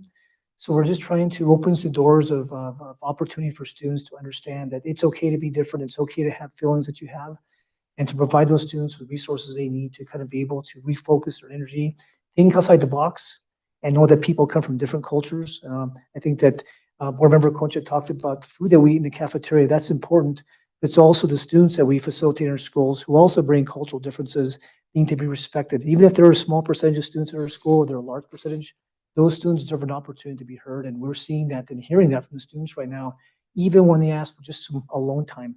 It's a simple thing, but just to have alone time from them, refocus. And we have students who are high energy students who want to be around their friends. So we have to take those recommendations seriously so that they know we're listening to them. So that's one thing we're working on. But I do think it's just right now, just maybe the stresses of being at this part of the year, maybe there's things at home we don't quite really understand, but the students are voicing their concerns. I'm so glad to hear that you all are talking about it with each other. Yeah. That's great. Go ahead, Secretary. I saw that, that you were promoting the basketball. And again, my little niece, Kinsley. is all excited about, she says, I'm learning how to play basketball. You know, and I think it's wonderful to see the girls part of the basketball teams at the youth league. I mean, you bring the parents out, you bring the kids out, and it's a long program all through the winter months. And actually, we have 6 more games coming up. But it's really exciting to get the kids engaged, because they look so forward to going to these games and to even watch their other teammates play. And what's really neat that I saw, there was a game on Sunday, and the opposing teams, the one that lost, and then they just both hugged each other. They're all friends, but they're just on different teams, and they were okay with not winning. They played a good, hard game, and that was exciting to see but the other thing, the music part, and again, my sister was all excited because my niece, again, she takes piano lessons, but they were able to grant, I don't know, somebody granted her some money that paid maybe 2 lessons for her or something like that. Yes. And that just made her day, you know, to know that somebody cared enough to be able to pay that tuition for her. So music is music, basketball, whatever it is where they can engage and have that coach. I love the concept of coaching these kids, because I believe it was in the last presentation that they did in the last meeting, the trusted adult. And who is the trusted adult if it's not a good coach that is investing their time and their service, as you all are? I appreciate that, your comments. I appreciate it very much, and we're doing our best to make sure that we address things. We always have a long way to go. There's all things to learn and do, but we know that we're heading in the right direction. One last question. Sure. You mentioned the isotopes. Do you take the kids to see a game? Is that what you do? After my first year, we had a newsletter that came in from the Albuquerque Isotopes, and it was what they call a mid-morning matinee. It's for the baseball. And what they do is they facilitate a section in the actual baseball stadium where they have rows and stuff for schools that participate. So we are going April 30th. Nice. And we've allowed for 4th and 5th graders. This year's been a little challenging because of the rising costs of buses and what have you, but we got a good PTA to help them, and the kids love it, and teachers, and we even get parents to go down with the kids, and they end up staying the night with the kids after the game, and so they make it kind of a family affair. So it started off kind of a small deal, but now it's become a pretty big deal, and we're happy because it brings our parents together and allows the kids to go outside our county and to see a baseball game. That's a neat thing. I always felt going to baseball games, especially when it's a great experience. And I think that kind of helps kids to know that there's something beyond the mountains that are of our community, and it kind of gets them prepared to kind of start thinking outside that box. Also, it exposes them to a team sport that requires everybody playing together. Absolutely. That's awesome. Thank you so much. Great report. Thank you very much. Thank you, Board. All right. Board, the rest of the campus reports for review are in your packet. And if you have questions, I think as President Markowitz has funneled them to Dr. Layton. Is that correct? All right. Next week, and thank you all for being here. And we're almost to you guys. I feel so bad for the Albuquerque guys, but you were new business, so we couldn't have done anything about it. Sorry. All right. Number 10 is Superintendent Report, Dr. Antonio Layton, Jr.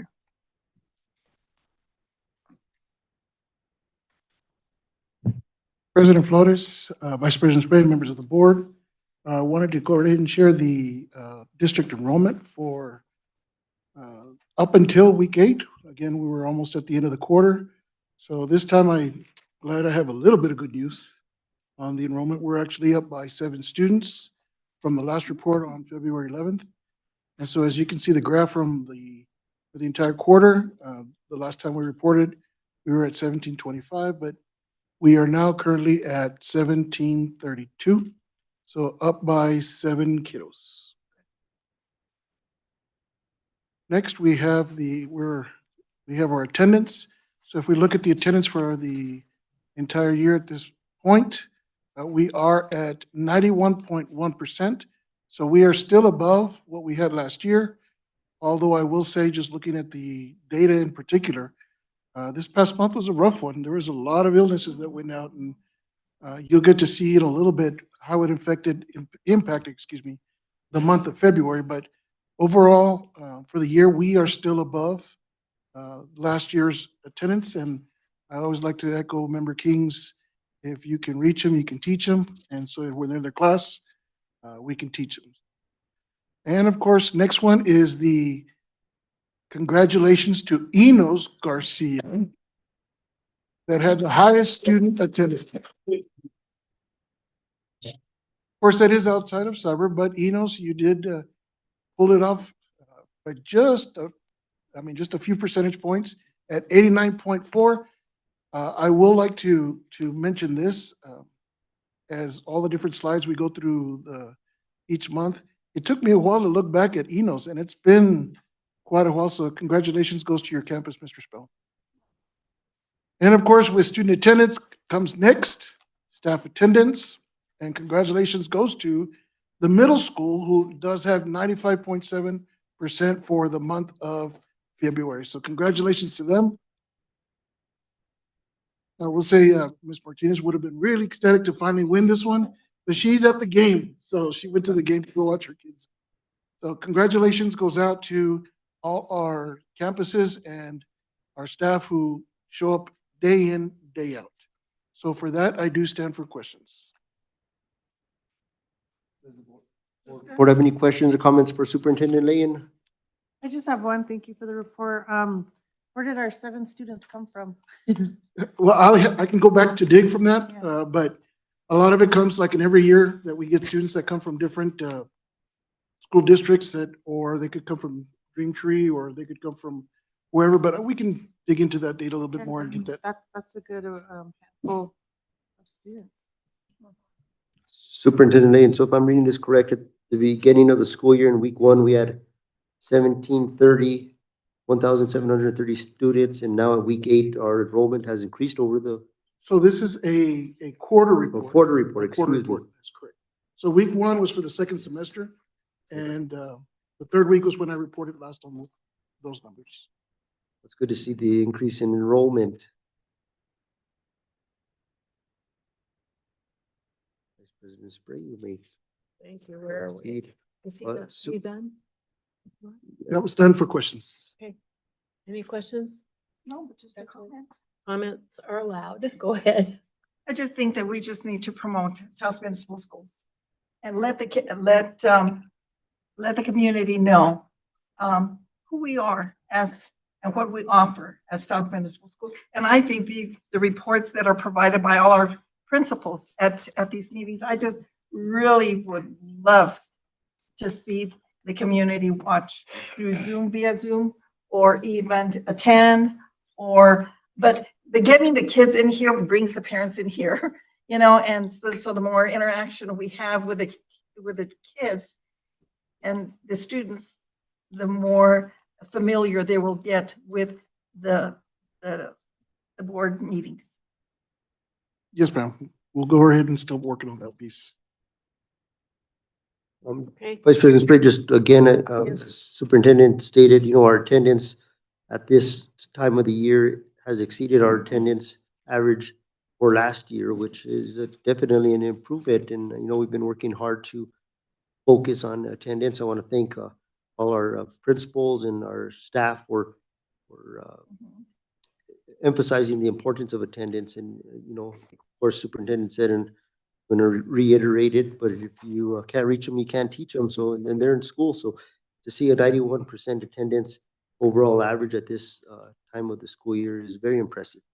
President Flores, Vice President Spade, if I may, I'm gonna just kind of tag on to that. We, this week, as a committee, got together to review a specific program that is gonna allow us to track our attendance, not just track it in the ways that we normally think of by when our teachers enter the information into what will next year be Synergy, but this company, and depending on how it goes, can extract that data and give us data points within a map of Taos that lets us know when we have high attendance drops and low attendance. And that'll allow us to really target a specific area to say, why in this area do we have more absences than any other area? It allows us to look at data that we'll be able to share. So the team got a chance to see some of the potential that it has. We will be reconvening to see if that's something we want to go forward to. And of course, going by procurement, depending on the price quote, if it's over 20, we start looking for quotes. But nonetheless, what we're starting to really look at are the data points that it was really neat to see was an overlay of the town and where you could find absences. And when, of course, like any map, the larger the circle, the more the absences within this area. So we could even perhaps target us to the reasons why. Was there an illness in that neighborhood? Do we need to go visit that neighborhood in particular? So we're in those works. It's a little preliminary at this point, but looks very promising. But again, going back to trying to target exactly why the kids are absent. I think that the coaches, the attendance coaches have really, really helped. I've heard some really, really good things about the attendance coaches. Oh, thank you. Okay, anyone else have anything else for Dr. Layton? Nope. Okay, thank you, Dr. Layton. Appreciate your presentation, and I'll read it when I get home because I sorry I wasn't here to hear it. All right, number 11, finally, new business. Guess who gets to come forward? Discussion, consideration, and possible approval of resolution number 2026-03-11, authorizing the issuance and sale of Taos Municipal School District General Obligation Refunding and Improvement School Bonds, Series 2026, in a maximum principal amount of $8,335,000, delegating authority to make certain determinations regarding the final terms of the bonds and providing for other details related thereto. Dr. Renier Martins, Director of Finance, and Nick Kane, Vice President of Stifel Public Finance. And isn't Ian Reardon here also? There you are. It's Reardon, isn't it? Yeah, they're from, you start with an M, you're Mogul? Mongol? Module, thank you. Thank you so much for being here, both of you. Thank you for coming. And sorry, again, my apologies, but it's the way it goes. All right, Not a thank problem. you. Thank you. Thank you, Vice President Spray, Dr. Layton, and members of the board for having us here tonight. The agenda language kind of says what we're going to talk about tonight, but basically we're asking the board to approve us moving forward with the bond sale. We're going to be asking you to approve certain set of parameters and terms for Dr. Martins, Dr. Layton, Ian, and I to work within. And as long as we operate within those parameters, you guys are giving authority, or excuse me, the board is giving authority to Dr. Martins and Dr. Layton to continue moving forward with that sale. Since we were here over the last month, we have received some interest from local banks and are starting to explore that option. As part of the terms you are all approving tonight, there is a maximum interest rate in there. It's 10%. We do not expect the bonds to be sold at a 10% interest rate. Again, it's just setting those terms and parameters that we can all operate within so we don't have to come back to the board for a second set of approvals. But based off the initial interest rates and indications we've heard from some of the local banks, we do expect the interest rate to be between 3 and 4%, probably closer to 3.5%. And there are a couple reasons we like that private placement option and are starting to explore the bank placement further. We did reach out to 5 local banks last week trying to see who else might be interested, just to further vet that option. But right now the bank rate is very competitive compared to a public market rate and would allow the district to lock in an interest rate sooner. And right now we're seeing some market volatility because of geopolitical events. So we like that ability to lock in a very competitive interest rate sooner before things possibly change down the road. The private placement also provides a lower cost of issuance for the district, which means potentially more project funds for you all to use for maintenance projects or other needs across campuses. because it could potentially be a private placement, there's no need to go out for a public rating. You don't need to put together the official statement, and that will help save some of the legal and added costs as well. So right now, we're just asking you all to approve the initial sale of the bonds and moving forward with what the voters approved in November. You're not necessarily approving specific projects. Again, all of that can be decided later on. You're just approving the maximum amount that we can issue, and you're giving us the ability to continue exploring both that private placement and a public sale option to see what ultimately is in the best interest of the district. And then Ian can touch on some of the specifics because there are a few different documents and a lot of pages that you're being asked to approve. Thank you. Any questions from Nick, or you want to wait for questions till after Ian? Okay. Madam Chair, members of the board and district staff, my name is Ian Bearden. I'm with the Module Sperling Law Firm. We're bond counsel to the district. As Nick touched on, what you're being asked to approve this evening is an authorizing resolution, which sets forth a lot of terms relating to the bonds.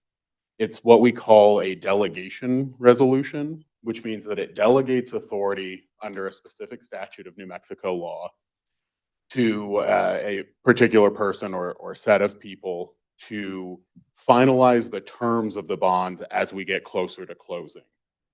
The terms have to be within specific parameters that are set forth in the authorizing resolution, and those parameters are set forth in section 3. The authorizing resolution also prescribes a form of the bond, as well as a form of notice that will handle publication, notifying the public that that you all, if you do in fact adopt the authorizing resolution, will notify the public of that adoption and that the issuance of bonds is forthcoming. One thing that I want to note about the authorizing resolution is that due to an oversight on my part, and I apologize for this, I omitted the actual definition of the delegate in the authorizing resolution. The authority delegated to that delegate is all there. So I would just ask that if you do, whoever makes a motion to adopt the authorizing resolution, make it with a revision, including a definition of the delegate that is your finance director and Superintendent Layton. And then I will add that language in and circulate the final draft to Dr. Layton tomorrow. I apologize for that oversight. Vice President Spray. Ian, could you reiterate that language that you wish to see in the motion? Yes. So the issue is that because it's a delegation language, it delegates authority to a particular person or a particular set of people to finalize the terms of the bonds within the parameters set forth in section 3. And just due to an oversight on my part, and again, I apologize, the actual people that fit into the definition delegate were omitted. So I just want to make sure that when the authorizing resolution is adopted, that it's adopted with a what we'd call a floor amendment to define the delegate and delegate that authority that's already laid out in the authorizing resolution to your finance director and your superintendent. And at the time the bonds are issued and sold, the delegate will execute what's called a pricing certificate, which sets out the final terms of the bonds, and they'll come back to you, and I'll come back to you as well, and show you that whatever the final terms of the bonds fit within the parameters that are set forth in the authorizing resolution. Yes, Secretary Trujillo. Then on page 4, it talks about the delegate is hereby authorized pursuant to this resolution to determine the final terms of the bond. And is that a different definition for? No, so the use of the term delegate is correct and is used throughout the authorizing resolution. I I just failed to include who the delegate is. names. Okay, perfect. Okay. And again, I apologize for that, but it's something we can, if you make the motion with that change to include the definition of delegate as your, exactly, then we can add that language in. All right. No questions from the board? I think we should have them write it down. The floor amendment? The language for the motion? Yeah, the floor, could you add the floor amendment first? Yes. Yeah, thank you. Thank you.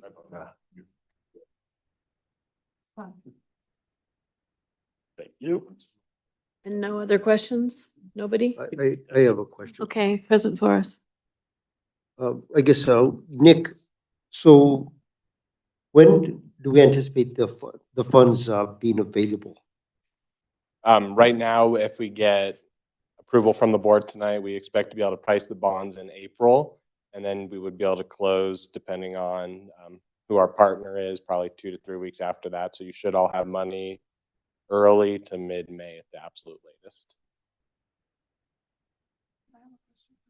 And part of that is because of those publications and legal notices that Ian mentioned, after pricing the bonds, we do have to give 30-day notice to the public. So there are some parameters on how quick we can move. Go ahead, Secretary Trujillo. Secretary Trujillo. And my question is that on the interest, you did due diligence and included the local banks and for the interest rate. I mean, the range from what, 3% to 10% is, I mean, that is what you. We do not expect, excuse me, we do not expect 10%. 10% is the statutory maximum that you all can approve the delegate to operate within. So Modrel puts that in just as a safeguard, we'll call it. We have heard some interest rates from other bank partners in the 5% range, if not 5.5%. After the presentation last month, Sentinel Bank did reach out to Dr. Layton as well as our firm, trying to gather some more information. That's what prompted us to put out the request for proposals to multiple banks. It did go out to 5 different banks last week, just to see who else had interest in it. And we have talked to other banks for other school districts as well. And that's how we kind of have an indication of what that rate range is for that option. We know what the New Mexico Finance Authority interest rates are. Those come with some more of the strings that you can't necessarily fund multiple projects at one time. It would be a good option for the middle school and the design build concept that you're all discussing. But for this first phase and wanting the flexibility to accomplish multiple projects, that led us away from the Finance Authority. And last month when I was here, we had discussed a public bond market sale, most likely through a negotiated bond offering where we would work with another firm like Stifel to sell the bonds and find an investor. That's still an option, and that is one of the things you're approving the delegate to continue pursuing and looking into is that public bond offering. The second option you're approving the delegate to look into is that negotiated, or excuse me, private placement sale, which would most likely be with a bank. And again, based off the interest rates that we've seen from the first bank and the ability to lock in rates a little bit quicker as well as lower the overall cost of issuance, that is our recommended option right now to continue looking into that private placement. But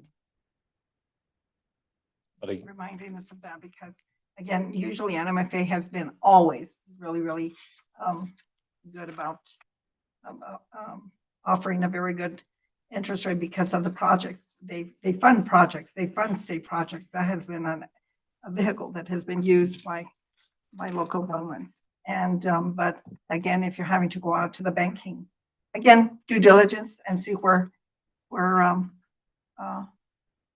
what is out there for us at the best interest rate. Yes, ma'am. And as part of that follow-up after selling the bonds, when we come back to report the pricing, we will make sure that you're all aware of what those different options were, what the final difference was. When we ran the comparison before talking to Dr. Martins and Dr. Layton last week, the NMFA was about 10 basis points lower than a public bond market or the bank sale. But that 10 basis points doesn't necessarily account for the hamstrings that you can't, finance multiple projects at once. That could potentially make us need to issue 2 different sets of bonds for it. Okay, thank you.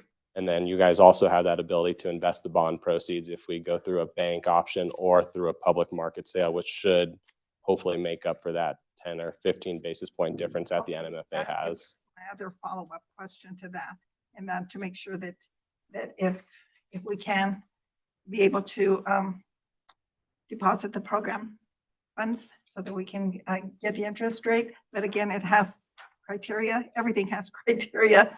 But again, totally, you'll let us know exactly how we can get this done if possible. Yes, we will. And I think Dr. Martins has a good understanding of how you guys can invest the bond proceeds or excess cash to hopefully generate some extra income and offset some of that cost of issuance. So we are looking at all those options from a holistic standpoint and trying to figure out what works best for your current projects in the district. Thank you.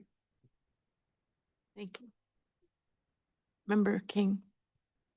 Appreciate it, Vice President Spray. So right now we're in negotiation. You're negotiating in regards locally. You're not. It's not set who you're saying firing. You're getting quotes. Just kidding. This is That's correct. We have not made a decision on how the bonds will be sold or who they'll be sold to. We're simply waiting to see who has interest, what those rates are going to be. And then because you guys are approving that delegated authority, we'll work with Dr. Martins and Dr. Layton to evaluate those options, look at the all-in interest costs of different trade-offs, make sure they ultimately have that final decision and what works best for the district and understand those options. And the term, Nick, is it in regards 20 years? Did I see that? 20 years is the maximum term that it can be. So again, that's a parameter that it could be shorter than that. It just can't be. Okay. Right now, we're planning 10 years for the first bond sale and then 15 years, I believe, for the second bond sale. Just because you guys have paid off a lot of your debt recently, you have that ability to front load some of your bonds on the first bond sale and lower the overall interest cost there as well. So having a slightly shorter term compared to that 20 years will save you some interest savings. And then again, like Ian said, that's the statutory maximum. So we're just trying to make sure the delegates have that ability to pursue if they decide ultimately that a longer structure is better because it means a lower tax rate, even though there's more interest associated with it, then that's something they have the ability to move forward evaluating. Vice President Spray, Yes, President Flores. just for the record, who drafted the resolution? And who's I? Sorry. My name's Ian Bearden with the Model Sperling Law Firm. Thank you, Ian. I guess prior to making the motion,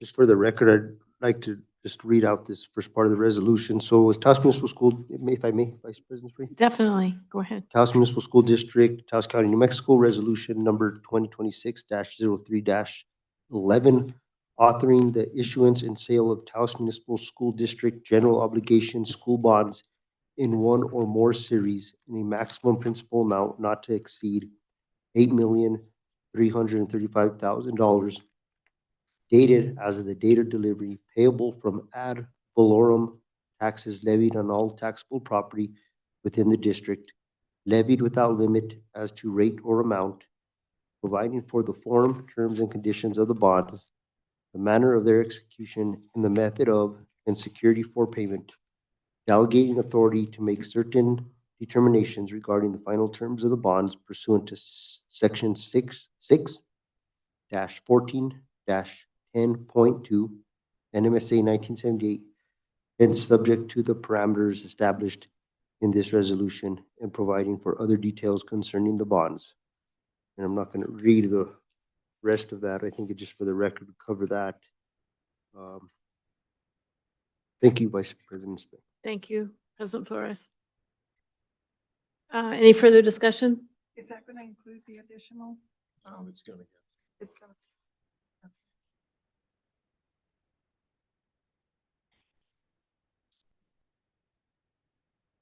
Any further discussion? No. No, no. Ms. Concha? Yes. Member King? No. No? President Flores, done? All right. Superintendent and Dr. Martins, do you have a recommendation? Vice President Spray, President Flores, members of the board, recommend approval of the resolution number 2026-03-11, authorizing the issuance and sale of Taos Municipal School District General Obligation Refunding and Improvement School Bonds, Series 2026, in the maximum principal amount of $8,335,000, delegating authority to make certain determinations regarding the final terms of the bonds and providing for other details related thereto, as presented by Nick Kane, Vice President of Stifel Public Finance, and Ian Bearden. correct? Bearden with an R. Bearden, yes, from Montreal. With a B. Oh, with a B, okay. Thank you. Thank you both. Dr. Martins. I do recommend to follow the lawyer's suggestion to define the delegates and that he works on the delegates definition in the document. I didn't understand everything. Ian? I believe what Dr. Martins was saying is that he recommends that the authorizing resolution be adopted with the addition of the language identifying the delegate. Is that? Okay, right, thank you. Sorry, I couldn't. All right, I'd like to make a motion now, excuse me. Oh, So do you have it? something? Did you give it to us? Yeah, I have it. Oh, okay. Yeah, I have it. All right. I'd like to make a motion to approve and adopt. Thank you for writing so nicely, by the way. A motion to approve and adopt the authorizing resolution with additional language to identify the delegate as the district superintendent and finance director and delegate authority to those individuals to finalize the terms of the bonds as set forth in the authorizing resolution. I'll second. Second from Member King. Samantha? Board Member Concha, Yes. Board Member King, Yes. Secretary Trujillo, Yes. Vice President Spray, Yes. President Flores. Yes. Thank you so much. Vice President Spray, as a formality, I'd also like to have the board entertain a separate motion tied to this, so I'd like to make a motion that upon receipt of these funds, that no funds be expended without board authorization. I'll second that. Board Member Samantha. Concha, Yes. Board Member Concha, Board Yes. Member King, Yes. Secretary Trujillo, Yes. Vice President Spray, Yes. President Flores. Yes. Thank you, gentlemen. Thank you so much. Thank you very much. Safe ride home. Thank you. Good night. All right. Alrighty then. So we're moving on to 11.2, discussions, considerations, and possible approval to create a checking account structure at Sentinel Bank. Dr. Renier Martins, Director of Finance.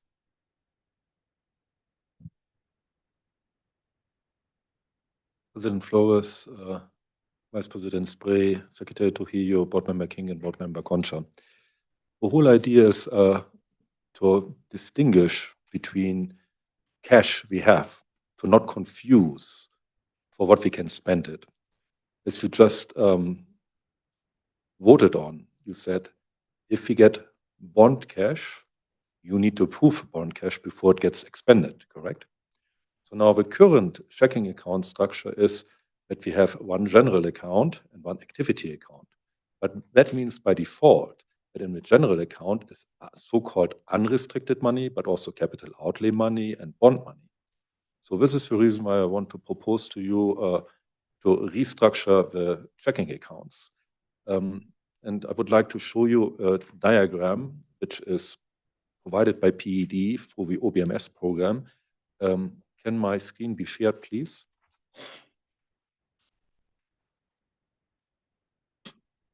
So this is a Sankey diagram, and you read it like this. On the left side, you see sources. So this is where our budget sources are. And then fund is, so to speak, the checking account, where is the money stored in visions in the accounting system. And between the source and the fund is, of course, our checking account structure. So now in the sources, you see a budget source is cash, and then local revenue, state SEG, and then other state money and federal money. So this is how our budget revenue is structured. So let's have a look a little bit at the cash. So we have here, as you can see, approved by PED around about at the beginning of the year. It's not actual data right now, please. So very much attention. This is from PED approved data, but it's outdated, okay? 6.6 million. As you can see, this money flows into an unrestricted area. So that is in our general funds, and then 15,100, 15,200. Then we have cash for restricted and for capital outlay and for debt services. So an example, to safeguard and make it very clear to the community of Taos, when taxes are paid to pay back a bond, I would like to have it in a specific checking account that nobody confuses for what this money is. It's exclusively to be spent to pay back, an example, EdTech notes and bonds, and nothing else. Because sometimes people confuse, oh, I see a lot of money in my checking account, and then there's not necessarily the full financial understanding. No, you can't spend all of that money however you want. And the proposed checking instruction shall even make it more transparent to make it everybody clear how much money do you have for running schools, how much money do you have for capital outlay, how much money do you have for debt service. So this is the whole idea. And now I believe this is rather important to understand. Why? Last week I explained if expenditures are higher than revenue, we are on budget. Why? We have money. So here you can see why I say that. As long as Taos has enough money, we can spend a little bit more when we have revenue. But of course, what I want to absolutely avoid is the following situation. And I pull again now the data from a different school district, and I would like to see that you know what I want to avoid here. SEG for us, 26 million, okay, roundabout. So now I go to a different school district. That would be a little bit more southern. Let's look at this school district. They have an SEG of 67 million. So 2.5 hour SEG, right? What I don't want to see here in 1 or 2 years is $750,000 of unrestricted money. Secretary Trujillo, if you see that data, you and I think, can agree immediately that this school district runs 2.5 a payroll of us because we have 2.5 SEG. That means we need to run 2.5 million at least every 2 weeks. But we have only $750,000 on the checking account. This is a cash crisis in this school district, what I just display here. That's a crisis. So what we have is a challenge. So that's a huge distinction. And of course, I do not want to lead us into a crisis.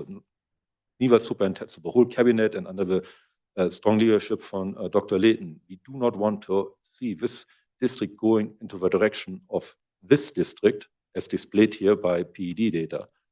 So, and the checking account structure reinforces this transparency and I believe will help everybody to understand what do you have and when do we have to tighten the belt and how. But I want to clearly distinguish between the financial challenging situation and the financial crisis.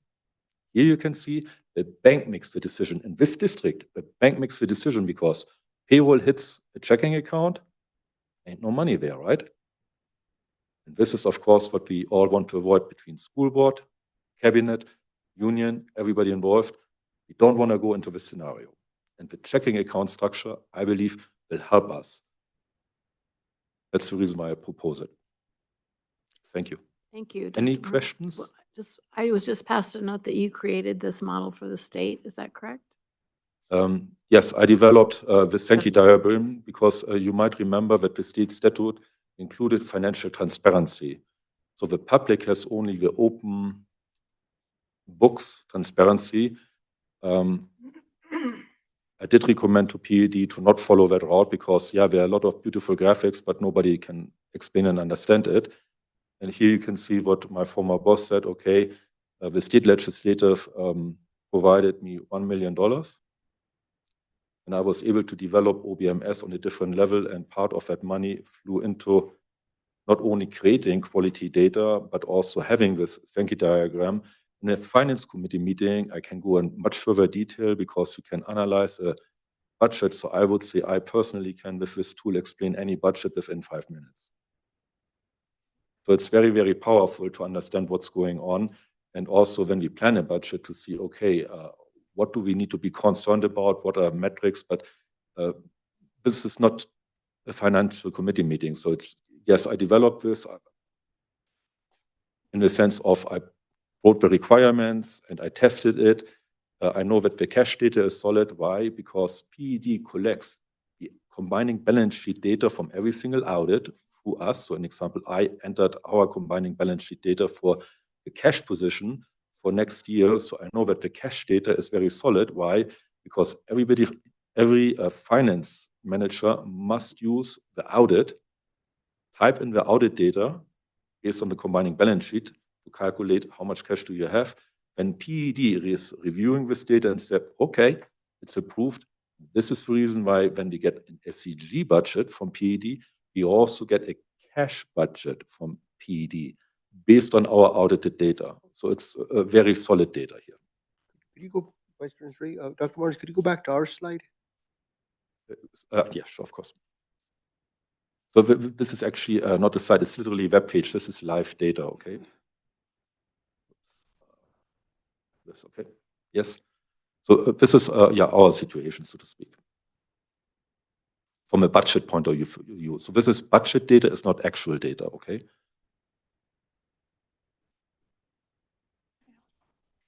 Secretary Trujillo.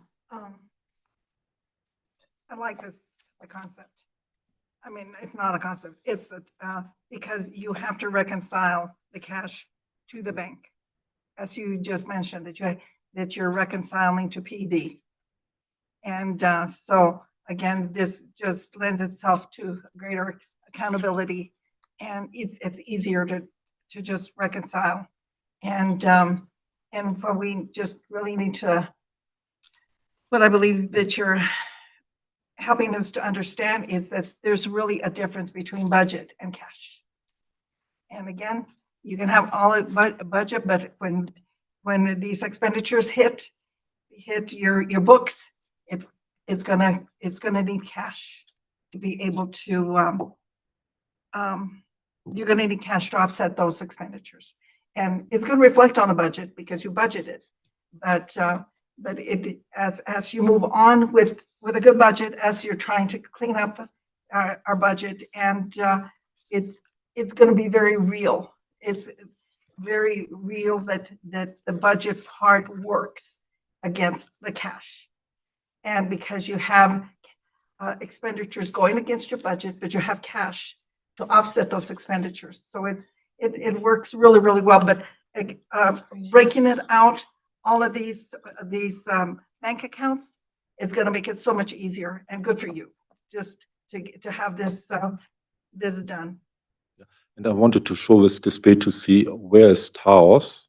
So Thank you, Secretary. it's challenging, yes, but we are not like the other way bigger district.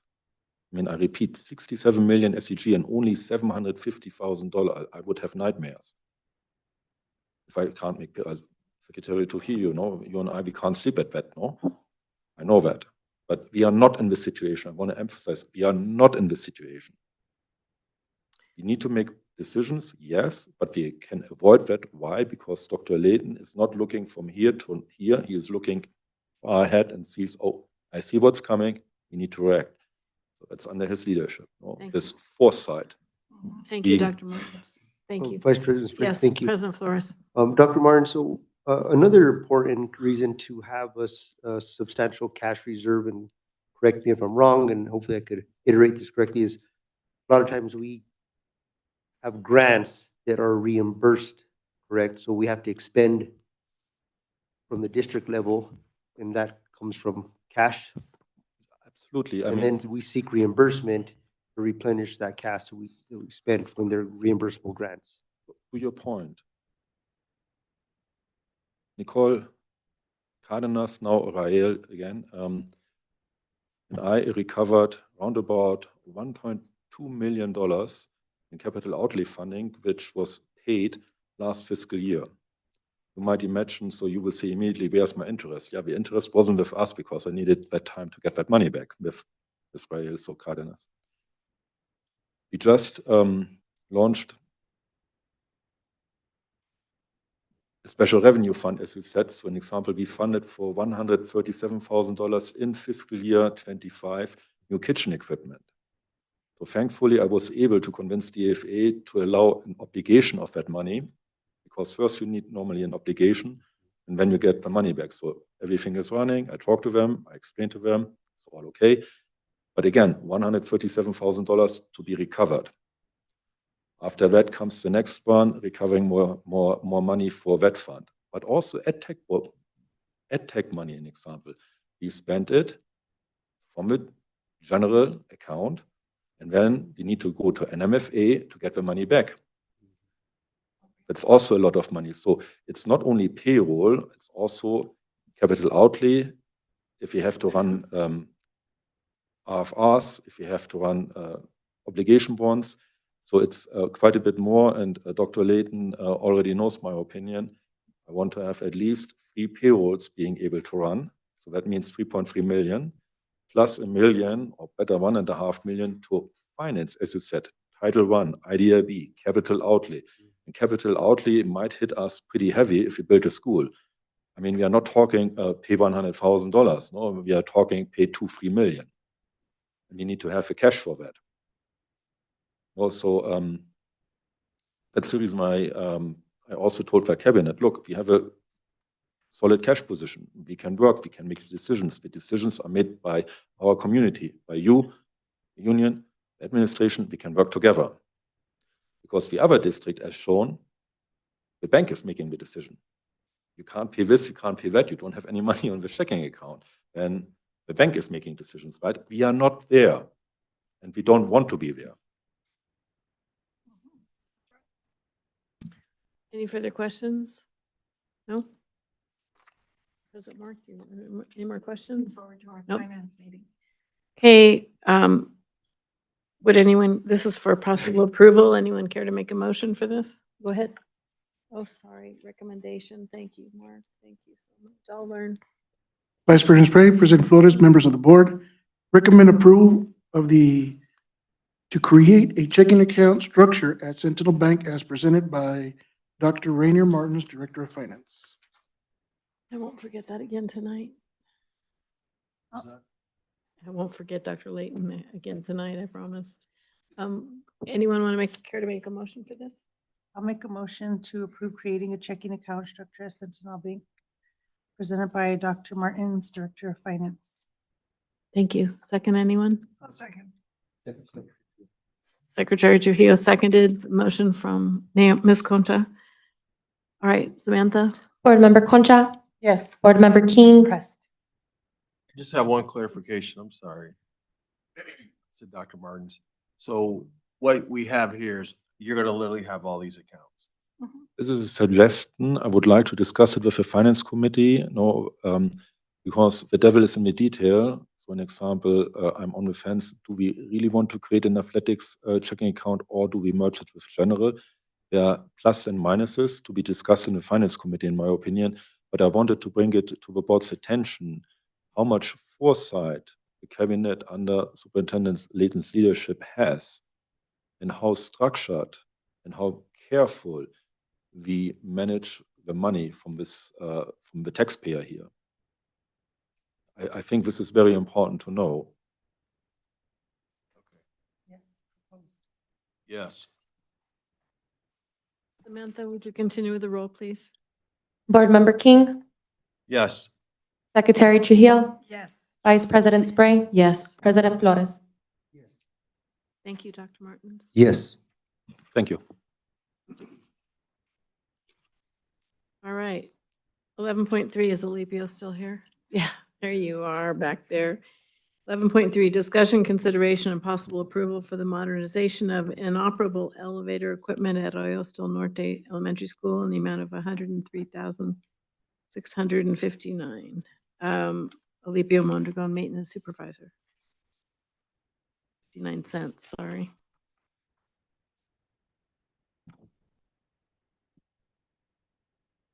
Thank you. Good evening.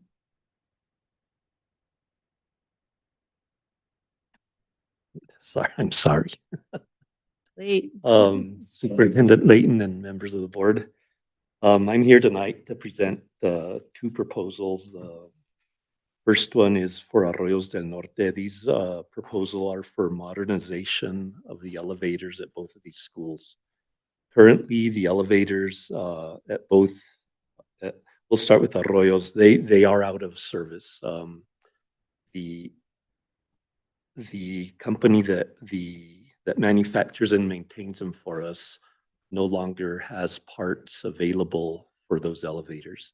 They're over 40 years. The one at Arroyos is close to 40 years old.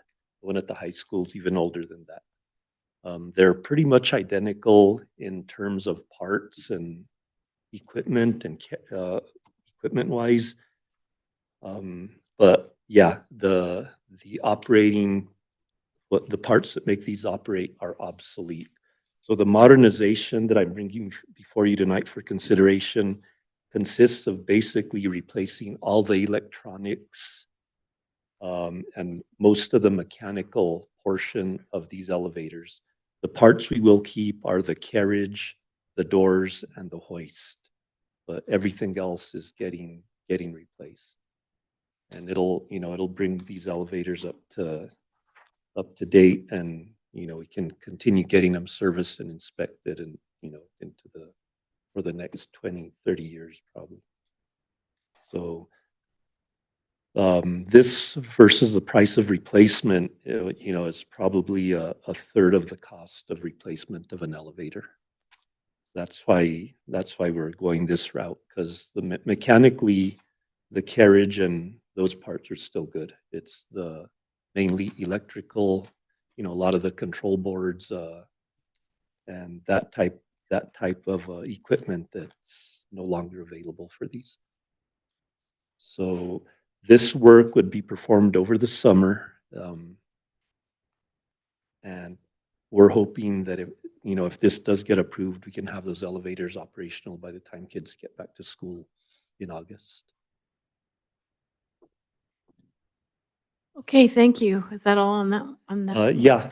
If you guys have any Okay. questions. So we're on 11.3 to remind you guys, we're going to have two different elevators we're going to talk about tonight. Yeah, but they're identical proposals. Both elevators are receiving the same modernization. Right, any questions? President Spray, I have a Yes. question. Of Olivia, course. you mentioned the elevator at Arroyos del Norte is 40 years old? It was installed when the school was built, so. And the school is It's 40 years old? close to 40 years old. I believe it was built in 1987, is my understanding.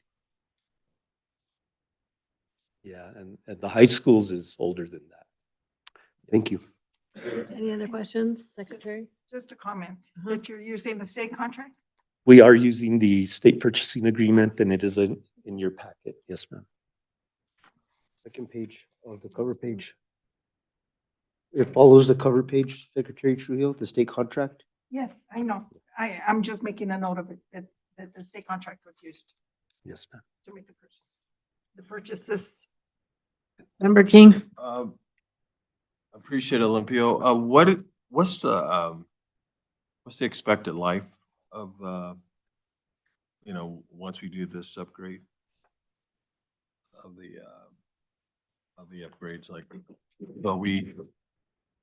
if you can give me that answer for you. I expect these elevators to probably outlast the buildings themselves at this point. They're probably, I would say that, we're looking at another 30, 40 years with proper maintenance. Yeah. It's ironic. I went to the high school. You guys heard me say, I took my daughter her lunch, and the secretary, her son's in a wheelchair. Yeah. She says, "Are you still on the board?" And he was in the office. So that's ironic and this is great. This is on the agenda. Yeah. And it's just coincidental that both of them, just started having these problems. And we were, before this, we were band-aiding them and making them run, but the company finally told us, we're done. We can't get parts. Yeah, I was at Arroyos probably 2 years ago, and with you doing a tour in the cafeteria and everything, and someone got stuck in the elevator when I was there. You guys couldn't get, she was just like in there, and we've had that happen. How do we get out? It was kind of crazy. It's been going on. Been out of service for a Yeah. bit now. So yeah, it's time to get them. Sounds like it. I have a question for Dr. Martins. Dr. Martins, given the prognosis that you gave us last week or the last time that we met. Are you okay with this expenditure? This is the reason why I want to have this checking account structure, because here you can see this expense does not hit our general account. It's capital outlay money. It's here, no, it's Fund 31703 and an example, Fund Oh, I see. 3703 There you go. Alipio. When Thank did you were informed that this money is available for operations? Thank you. I forgot that it was going to be state contract. Okay, thank you so much. Thank you, Dr. Martins. Just being careful here. It's the SB9. You'll be happy I'm careful. All right, is any further discussion? No, I just had a clarification, on page 2 of both of the modernization proposals. Mhm. Just to make sure we have like the addresses, the purchasers, Taos Municipal Schools in that first column, and then the address on the first one for Arroyos del Norte says 310 Camino de la Placita. And then on this one for Taos High School, it has the same address of Arroyo Seco. And then the project location on the first one for Arroyos has that same address, and then Taos Municipal Schools. There's just one slight difference. I don't know if you guys are seeing the comparison on this page. I just wanted to make sure that we're okay with the address. Yes. The project is that. Yes, I do see that. Yeah. So we have to make a correction on the address for the high school one, is that correct? Yeah, it seems like. So when we get to that one, which is the next one, let's make an Yeah, adjustment. right. Yeah, just pointing that out. So, or for you, I don't know which address it should be, but I just want to make sure that the right addresses are with the right proposals. It's, yeah. Mhm. Yeah, because you have the same for both. Right. The same for both. Yeah, and that's probably what happened was when I called him to update these proposals, because they were over 30 days old. He may have copied and pasted on that page, so. I can have him send corrected versions of, yeah. I guess when we make the motion, Want to include that? one is, the first one's the elementary, 11-2. Right, correct. 11-3. 11-3. Then you make the second one be 11-4, be the high school, and then you just make a note. Okay, no more discussion?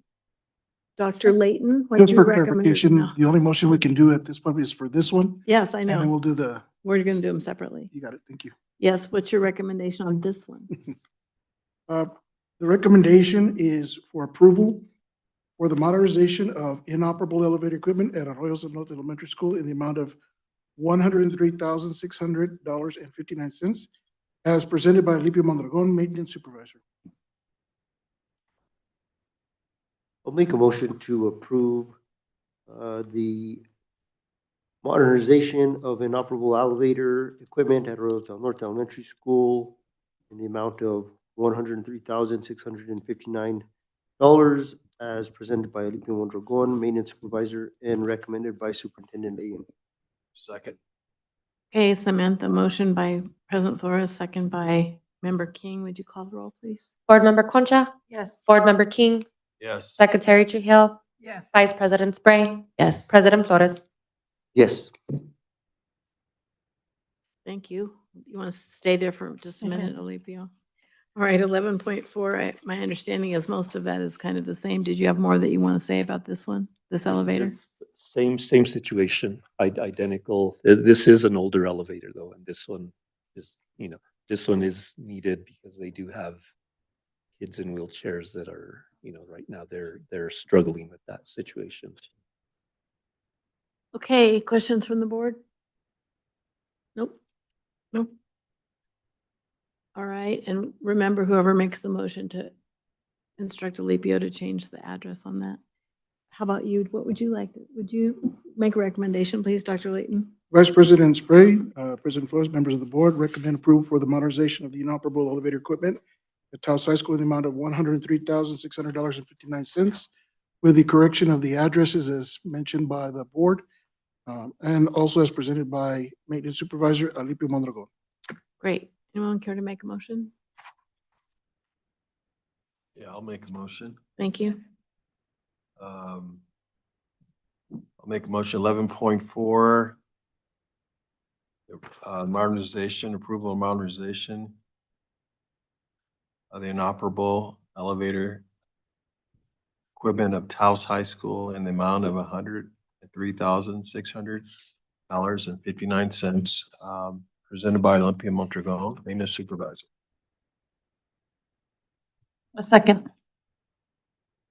With the inclusion of. Revision Yes, of thanks. the address on page 2 that reflects the correct address for the Taos High School. Thank you. You seconded it? Yes. Okay, we have a motion, a second motion from Member Keith and second from Member Concha. Samantha?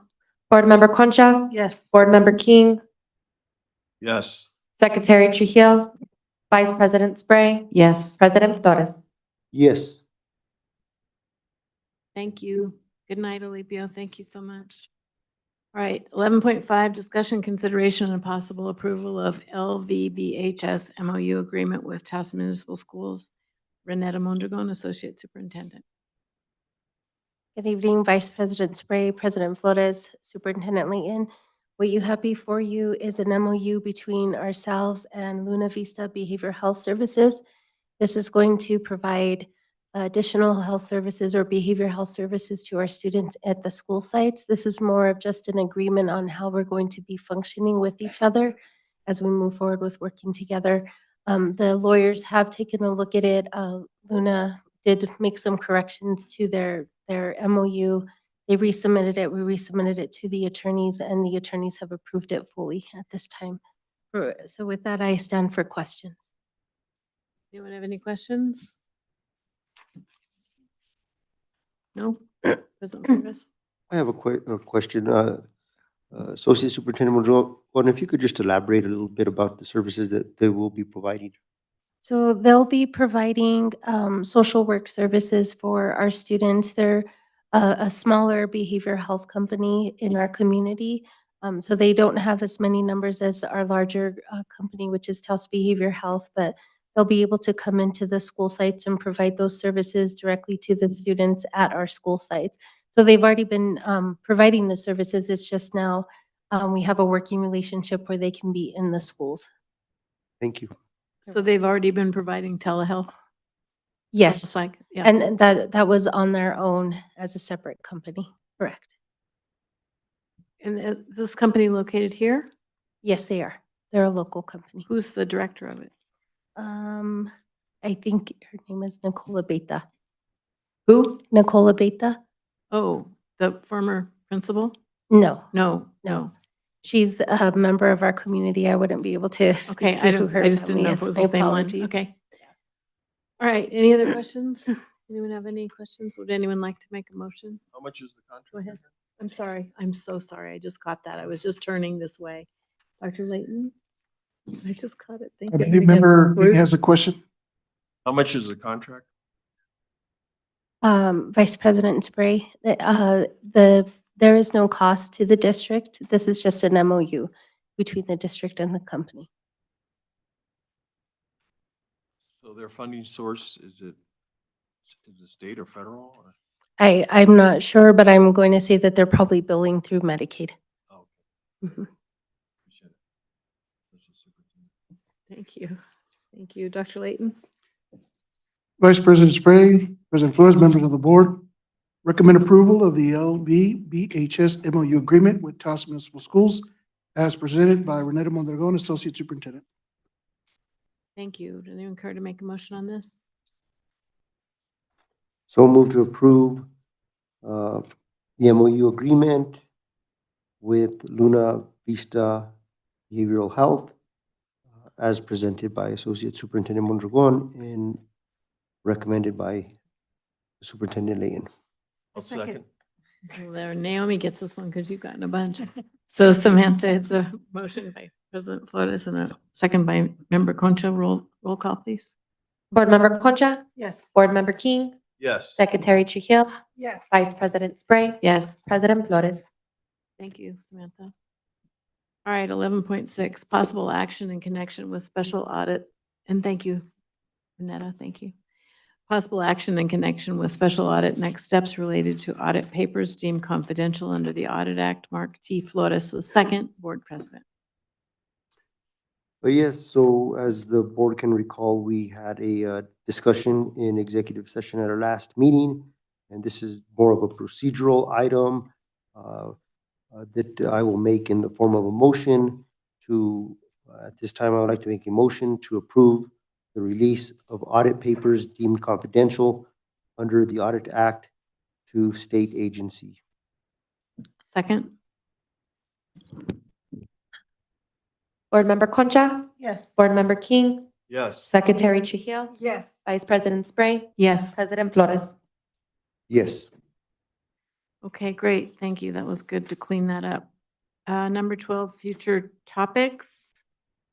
Does anyone have anything that they'd like to add to the list for Board President and Superintendent? Vice President Spray, I do have one, if I may. Yes, Vice definitely. President Spray, President Flores, members of the board, I did get some contact and feedback from CES on the strategic plan meeting, what they had requested for the board to consider, and of course not for tonight, but if you can provide a possible available date for a 3-hour strategic plan meeting.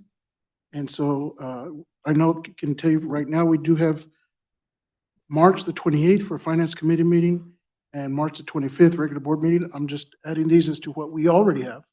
But it was a request from CS when would be able to do an available date. So whenever possible, if you could send me some of the dates, and then I can bring that back to the board and coalesce around one particular date. Okay, great. Anyone else have anything to bring up?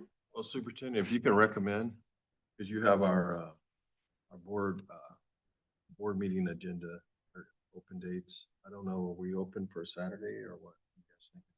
Won't be this month because the first Saturday we had was the 28th of March. So we're looking at April. Are we, what are we thinking? Because those guys, is it going to be Zoom or are they coming up, Superintendent? This would be in person, Member King. Okay. I don't know if we want to. Do you want to decide now? We can just, I'm just, maybe, if Superintendent can recommend, I don't know if we want to do a Friday, like we did maybe at 4, if it's 4 o'clock and we're done at 7 only. If it's 3 hours, because we kind of, you know, it's a little tighter now. I don't think we're going to be as, be more informal. I don't know if you want to, you give us some dates, Superintendent, and then we can decide, we can vote on it. Does the board or does CES, they CES can come up on a Saturday, that's right? Yes, ma'am. They So just does wanted the to see board what prefer a available dates. weekday or a Saturday? If you're open to Fridays and Saturdays, what I can do is send a list like I have before with a poll, and then you just respond to it and let me know. And if it's okay, minimal to the board, whatever the majority approves, we go with it. So and does the board, I- you suggested 4 to 7, does that? My You- comment would be, I would, What date? No date yet. I would prefer, if the board,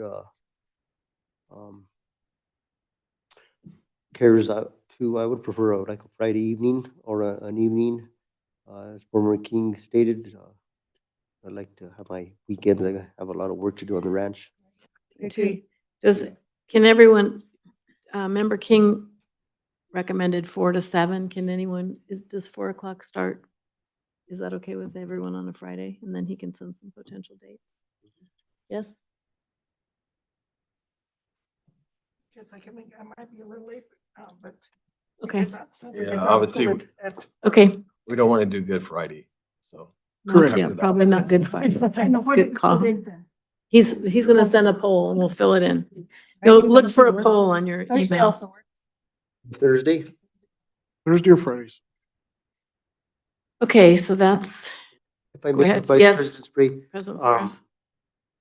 under future topics, so it's not listed on our upcoming school board meetings, but it'll probably be listed at the March 25th meeting, but we are having our budget workshop, correct, on March 28th? That is correct. And then I just wanted to briefly mention as a future topic, because it'll be happening tomorrow, is if it hasn't been addressed already, that the Taos Boys basketball team won their quarterfinal state game today, and they'll be playing in the semifinals, I believe, at the Pit tomorrow at 6:30 p.m. So congratulations to Taos Tiger boys basketball team. They're in the Final Four. So wish them luck. And I just wanted to mention or ask superintendent in regards to a future topic as to where we stand with the auxiliary gym naming committee having their first meeting. Do you know if there's a date set for that yet? Not yet, President Flores, but the moment I have it, I'll be sending that to the committee for that start process. Because we do have some meetings that we have to do right before. Okay, and then also, I was late this evening to the board meeting because I was at a function for Taos Housing Partnership, and I got to speak with Miss Lisa O'Brien, who is I believe, the executive director of the Taos Housing Partnership. She did mention that she was able to meet with you, Superintendent, and she's spoke highly of the meeting. I did speak with her about commencing a teacher housing meeting or a meeting to kind of discuss that with her, Member King, and yourself. So I'd like to see if you can coordinate between Member King and myself and Miss O'Brien a meeting. I know next week is spring break, so shortly thereafter, so we could just kind of discuss possible next steps or what teacher housing construction would entail, and then we could bring that to the board in the form of a presentation. Okay, thank you, President Flores. I had two things I just wanted to bring up. One is maybe for President Flores and Dr. Layton, if one of you could check with Elena so that we straighten out the apparent discrepancy between the New Mexico PED dispossession of assets with state law and what our Divot Associates said, so we get a clear read on that. Vice President Spray, I think what we would need to do is have our legal counsel reach out to PD and or the state auditor and request I'm not sure if it'd be a memo or a letter, but they would outline and identify the proper procedures for us to follow. Okay, so do you want to direct Dr. Layton to do that? Yes, Dr. Layton, if you could do that, please. Thank you. The other thing is, I got a call today that apparently the opioid money that the county has that was legislated for schools, that schools could have some of that money, that there's a 3-day meeting going on. I think it's at the Ag Center. And the person who called said that no one from the schools was attending those meetings. They're tomorrow and Friday, and they thought maybe the school wanted to know so they could send someone. Because the opioid money can come into the schools also for helping with behavioral health and stuff. So I just wanted to bring that up. All right, anyone else have any other future topics? Not tonight. No, just the announcement that we did schedule an audit meeting on the 25th of March. And at 1:00 p.m., correct? That is correct. It's on a Wednesday. So Susan's announcing that the audit committee will meet on March 25th at 1:00. That'll be 1 hour, and she's the chair of that, by the way, so good job mentioning it. All right, upcoming Taos Municipal Schools Board meeting, regular school board meeting will convene March 25th, 2026 at 6 p.m. at 310 Camino de la Placita, Taos, in this room that we're sitting in at this moment, and then adjourn. Anyone wants to make a motion to adjourn? So move to adjourn. Second, those in favor? Aye. Aye. Thank you all. Thank you, Renetta. Thank you, Dr. Layton, and thank you. Samantha's already been on that. She's already on it. Yeah, are you gonna drive the car, the Suburban? She wanted to know who's gonna drive. She asked me if you were driving. You drive back. I What trust. time is it? 5? We need to make it 3:30. No, it's earlier. I think also because it has to be registered on which one of you guys is driving. So only one, because Mark's gonna drive back. Oh. I think unless you guys want me to do 2 separate forms on who's driving back, Yeah. as for. I'll drive down. Mark can drive back. Thank you, Mark. That was Baldwin told. What time are we leaving? Want to meet here? What time do you, it's It only starts at 5, doesn't it? 5:30. 5:30 to 8:30? Here at 3 for sure, leave here at 3. Yeah, let's do that. 3 o'clock, Naomi. All right, perfect. See you all. Thank you all. Yeah, we can't sign it till it's. Should I give this to Samantha for the minutes? Yes.